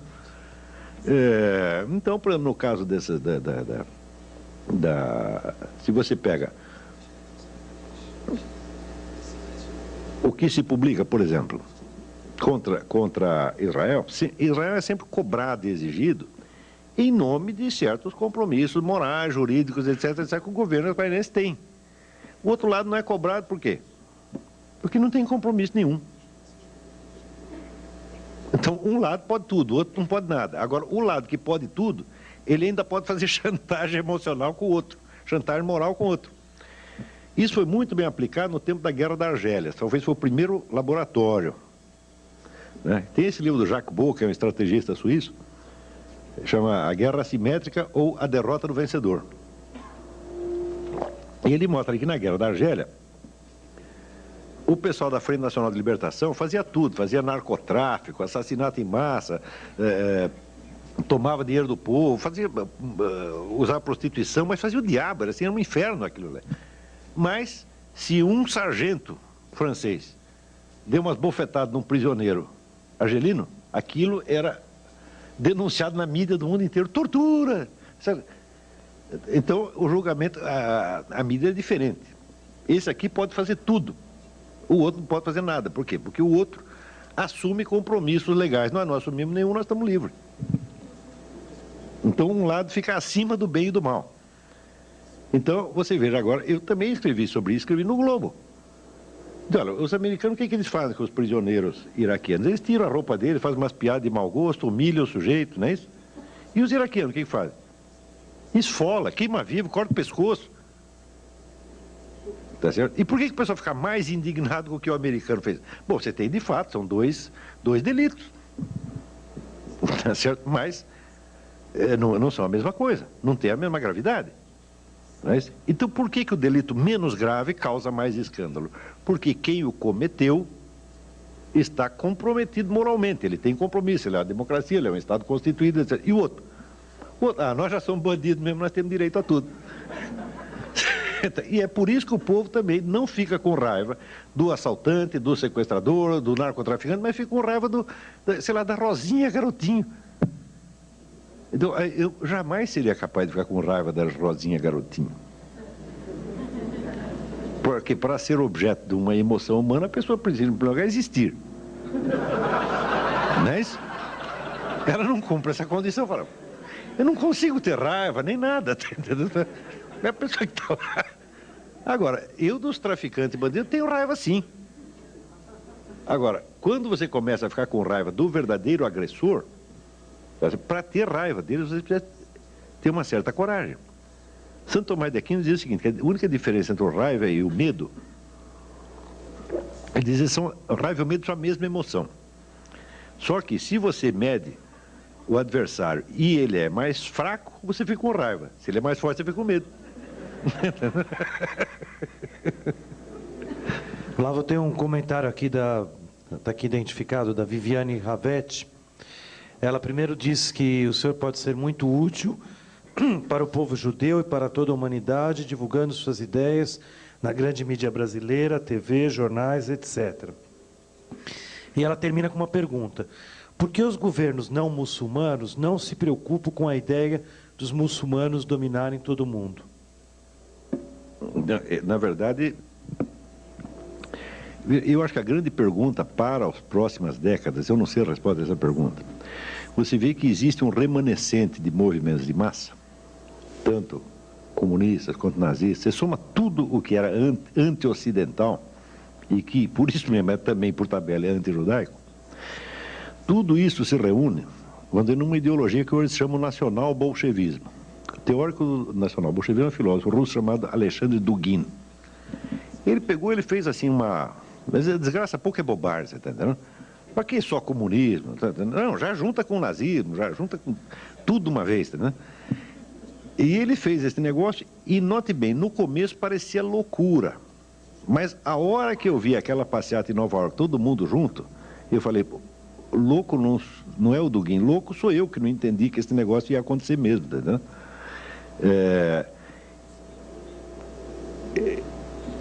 Existe este movimento, que é meio socialista, meio nazista, é anti-americano, anti-ocidental, assim. E por outro lado tem um movimento islâmico. Um está achando que vai usar o outro está achando que vai usar o um. Tá? Esta é a pergunta para as próximas décadas. Quer dizer, quem vai se utilizar de quem? Cada um está esperando que vai usar o outro. Tá? Se alguém aqui souber a solução disso, e souber quem vai ganhar essa parada, porque existe uma aliança tática no momento. Tática até estratégica, de longo prazo, mas Mais dia, menos dia, isso vai rachar. Mas eles só vão brigar entre nós depois deles acabarem conosco. Então, na verdade, não teremos que resolver esse problema, nós não estaremos mais aqui. Lá vou ter uma pergunta provocadora aqui para você. Não estou conseguindo ver o nome, mas como você comentaria o capitalismo ocidental? Tua posição? Ah, como? Não é o capitalismo, é o capitulacionismo. Capitulacionismo. Eu interpreto, em primeiro lugar, que ele não é bem um capitulacionismo. Esse negócio está cheio de gente que está trabalhando para o lado de lá. Não tem capitulacionismo, tem traição. Tem sujeito vendido, isso tem. Agora, essas coisas, vamos dizer, eu estou dizendo isso não porque eu saiba caso por caso, fulano de tal tem uma conexão com não sei o quê. Eu não, com relação à situação presente, não sei, mas eu estudei a história do passado. Então você veja, por exemplo, nos Estados Unidos, houve aquele forrobodó nos anos 50 porque o tal do Joe McCarthy disse que havia 57 agentes soviéticos no governo americano. E todo mundo diz, caça às bruxas, etc, etc. Bom, depois que acabou a União Soviética e se abriu os arquivos de Moscou, se descobriu quantos agentes havia mesmo. Tem mais de 300. Está entendendo? Então, muita gente que se fez de ofendido com aquilo, na verdade, não era ofendido. O próprio sujeito que estava denunciando a caça às bruxas era um agente soviético. Hoje, isso está esclarecido definitivamente. Não é... No Brasil, não, porque nada do que se... Nos últimos 12 ou 13 anos, o que os historiadores descobriam nos arquivos de Moscou é assim, montanhas e montanhas e montanhas de fatos. E o que tem saído sobre isso no mundo é muita coisa. No Brasil não saiu nada até agora. Ninguém sabe de coisa nenhuma. Né? Outro dia, por exemplo, eu disse isso para a pessoa, porque tem 40 livros que mostram, livros que incluem um facsímile, todos os documentos e tal. A pessoa disse, você está defendendo o Joe McCarthy? Ai, que horror! Eu falei, mas como defendendo? Não se trata disso, é um negócio de história, já foi. Quer dizer, não posso tomar partido numa briga que já acabou quando eu tinha 5 anos de idade. Não é isso, né? É simplesmente, estou dizendo, olha, o cara disse que tinha 57, ele na verdade não sabia de nada. McCarthy não sabia de nada, ele acertou por, como é que se diz, no escuro. Você vê que pela sucessão de burrada que ele fez, ele não está sabendo, alguém assoprou a coisa para ele, e ele já, querendo fazer sucesso, sobe na tribuna da Câmara e mete a boca no trombone, tá certo? Mas ele não sabia, não tinha realmente prova de nada, tá entendendo? Então, quem não tem prova, se você tem uma denúncia de um crime e não tem prova, e não tem uma coisa certa, o que você faz? Você sai gritando? Não, você vai investigar, não é isso? Ele não investigou nada, já fez aquela barulheira toda na hora e se deu muito mal, é claro que tinha que se dar muito mal. E desmoralizou a sua própria causa. Está compreendendo? Mas o fato é que os agentes da KGB estavam lá mesmo, estavam, e hoje a gente sabe os nomes de todos eles. Vocês descobriram coisas absolutamente assombrosas nos últimos 10 anos. O público brasileiro ignora tudo isso. Existem uns 200 livros sobre isso, importantíssimos, que estão no mundo inteiro, estão dando um bafafá. Aqui não. Então eu não vejo muito capitulacionismo, porque por analogia, tá certo? Esse pessoal que quer muito apaziguar, quer passar a mão na cabeça de terrorista, eles não são apaziguadores, não. Eles estão do lado de lá mesmo. Eu quando li, por exemplo, essa notícia desses deputados que queriam o Tribunal Penal Internacional caçando lá o governo de Israel, você vai dizer, isso é capitulacionismo. Eu falei, nada, pô, não me engana. Daqui uns anos você abre um arquivo, aparece, esse cara ele era mesmo do Al-Qaeda, está aqui, ou então recebeu uma grana. Eu não tenho prova disso, estou falando por analogia apenas, tá entendendo? E como isso já aconteceu muitas vezes ao longo do século XX, eu suponho que esteja acontecendo de novo. E tem um outro lado, existe um sujeito chamado Jack Wheeler, é um escritor americano. Ele se faz a pergunta, por que tantos de nós, tanto nos Estados Unidos quanto em Israel, por que a gente sempre vive cedendo a esses caras? Por que a gente quase pede perdão a eles, deles baterem na gente, entendeu? Então ele disse, quer saber, eu vou contar uma história. No Amazonas, no Brasil, tem uma tribo de índios, quando nasce um bebê, né? A mãe, a primeira coisa que ela faz, ela coloca o bebê no chão e começa a chorar e dizer como o bebê dela é feio. Por que Deus mandou um bebê tão horroroso? Ela faz isso para quê? Para acalmar os demônios.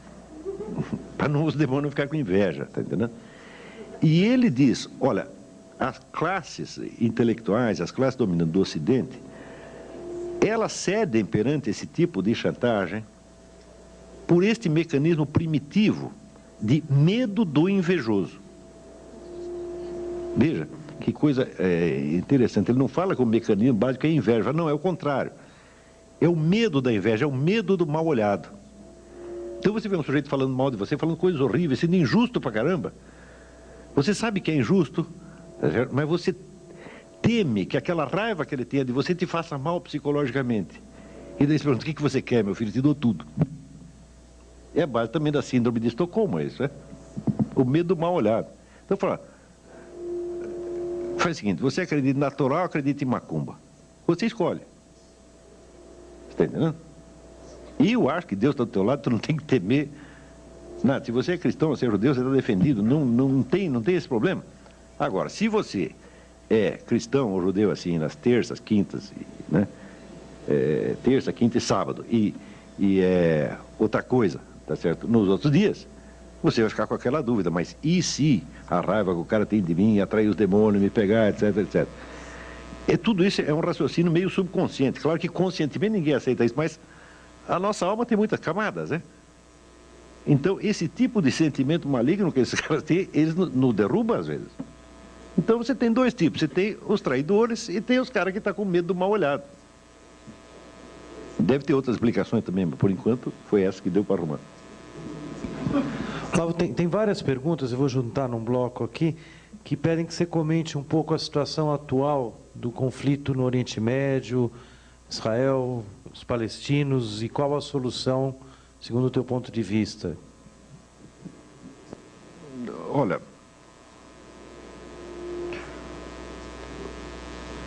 sempre que você tem assim, vamos dizer, uma situação política determinada, e as pessoas querem que a gente tome uma posição, eu falo, é difícil tomar uma posição.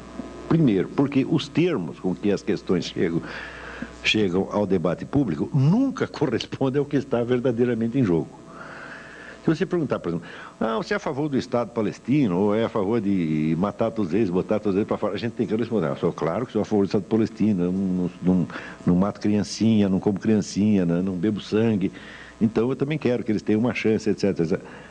Agora, eu cá entre nós, eu não acredito que esse seja o problema. Eu acho que tudo isso é pretexto. A partir da hora que você tem uma estratégia, vamos dizer, mundial, em que você vê conexões de organizações terroristas que começa lá na Sibéria, passa pelo Oriente Médio e vai terminar aqui no Paraguai. Eu falo, é claro que esse negócio de Estado palestino é um pretexto. Se não for isso, será outra coisa. Sempre haverá algo pelo qual eles vão culpar todo mundo e tentar fazer os outros sentir, como é que se diz? Sabe, essa inoculação de culpas e a inoculação do sentimento maligno, sempre terá um meio de fazer isso. Se você não os satisfaz, eles ficam cada vez mais revoltados. E satisfaz, eles querem outra coisa. Portanto, assim correr, o bicho pega, se ficar, o bicho come. É com isso que nós temos que aprender a lidar. Então, se é a favor do Estado palestino ou contra? Eu não sei. Eu não estou interessado. Eu estou interessado no que vocês estão fazendo aí.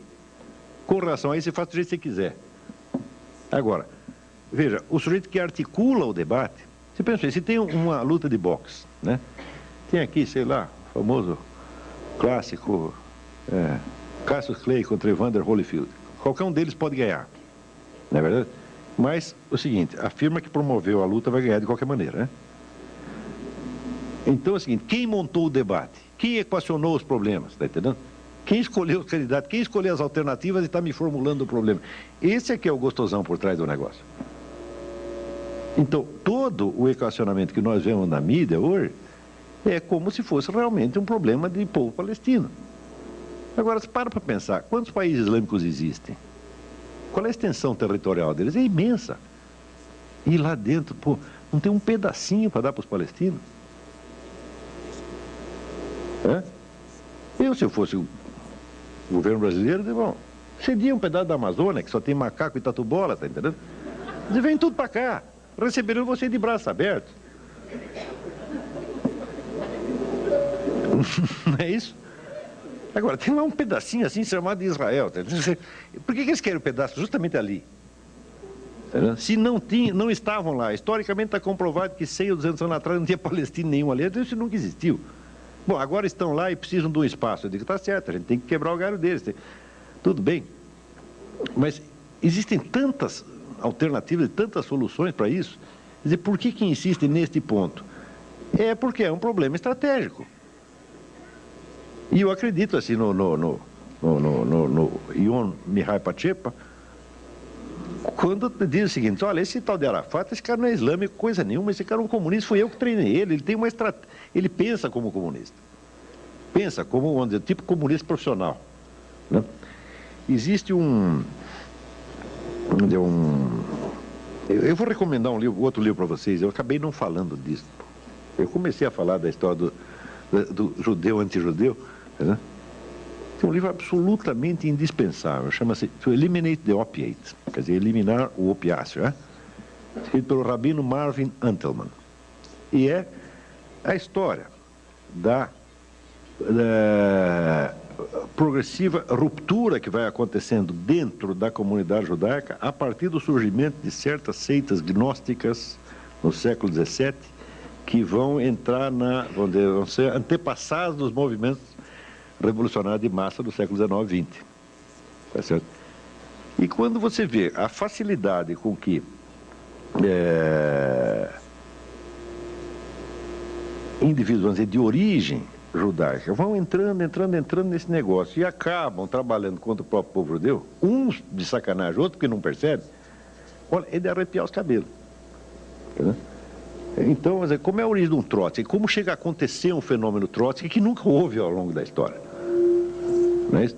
Da onde surgem esses camaradas? É porque deu na cabeça? Não. Isso aí foi se formando, vamos dizer, como aconteceu dentro da Igreja Católica, mas mesma coisa. Né? O pessoal fala de crise da Igreja Católica, eu acho, até onde eu estudei, eu acho que o judaísmo está numa crise muito pior. Ele está muito mais ameaçado e tem muito mais antagonismo interno do que você tem na igreja, no cristianismo.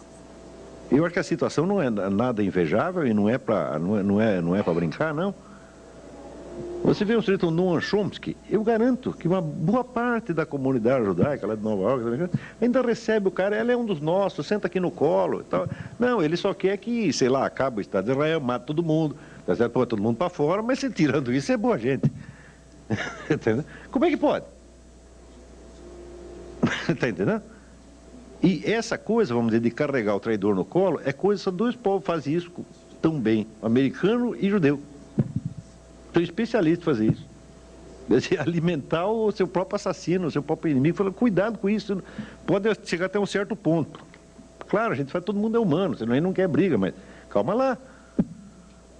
Agora não é mais brincadeira, é? Olavo, eu estou com muita pergunta aqui. Eu vou talvez te fazer uma questão, alguém também sempre buscando soluções, né? O que o senhor acha da tolerância como forma de resistência a todas as formas de totalitarismo, autoritarismo? Olha, essa palavra tolerância já se fez tanto crime em nome dela que é um negócio incrível, né? Porque você veja, a Revolução Francesa, que vinha em nome da tolerância, né? Ela, assim, nas primeiras semanas já matou 200 mil pessoas. 200 mil pessoas. A Inquisição Espanhola, que não foi nenhum doce de coco, o total de vítimas da Inquisição Espanhola são 20 mil pessoas em 4 séculos. Né? E a Revolução Francesa já faz 10 vezes isso em algumas semanas. Tudo isso é tolerância. Quer dizer, eu tenho medo dessas coisas, né? Lembra aquele negócio? Existe o que é a estratégia real e existe a ideologia, que é o discurso pretextual. Quando nós dizemos que o mundo, por exemplo, tem progredido no sentido da liberdade, eu digo não. O mundo tem usado um discurso mais mais liberal, quer dizer, nós, no plano das ideias, da ideologia, então nós reconhecemos certos valores democráticos, etc. Mas não quer dizer que isso seja a realidade do que se faz. Agora, se a pessoa toma a análise ideológica como se fosse a análise da estrutura política, muito bem. Eu digo, bom, tolerância, você diz aonde? A tolerância na esfera ideológica, nós vamos pregar a tolerância e nós vamos matar todos os intolerantes? É? Bueno, a gente vê isso, né? Leiam esse livro aqui. Esse rabino vai dizer a mesma coisa, os caras estão matando a gente porque eles acham que nós somos intolerantes, porra. Bom, Olavo, a gente poderia continuar longamente. A gente preparou um coquetel, né, para todos que vieram participar e gostaríamos que a turma participasse. Então, eu queria convidar o próprio Olavo a participar e nós vamos retomar e continuar. Acho que a gente teria muito assunto. As perguntas mostram... Eu só pude apresentar um pedaço da coisa, hoje ficou faltando, entendeu? Eu tenho escrito muito sobre isso. Mas eu estou às ordens. Peguem aí o meu e-mail e quem tiver dúvida me escreva. Às vezes não respondo na hora, porque viajo muito, mas... Vou deixar, inclusive, as perguntas aqui. E muito obrigado à vinda do Olavo.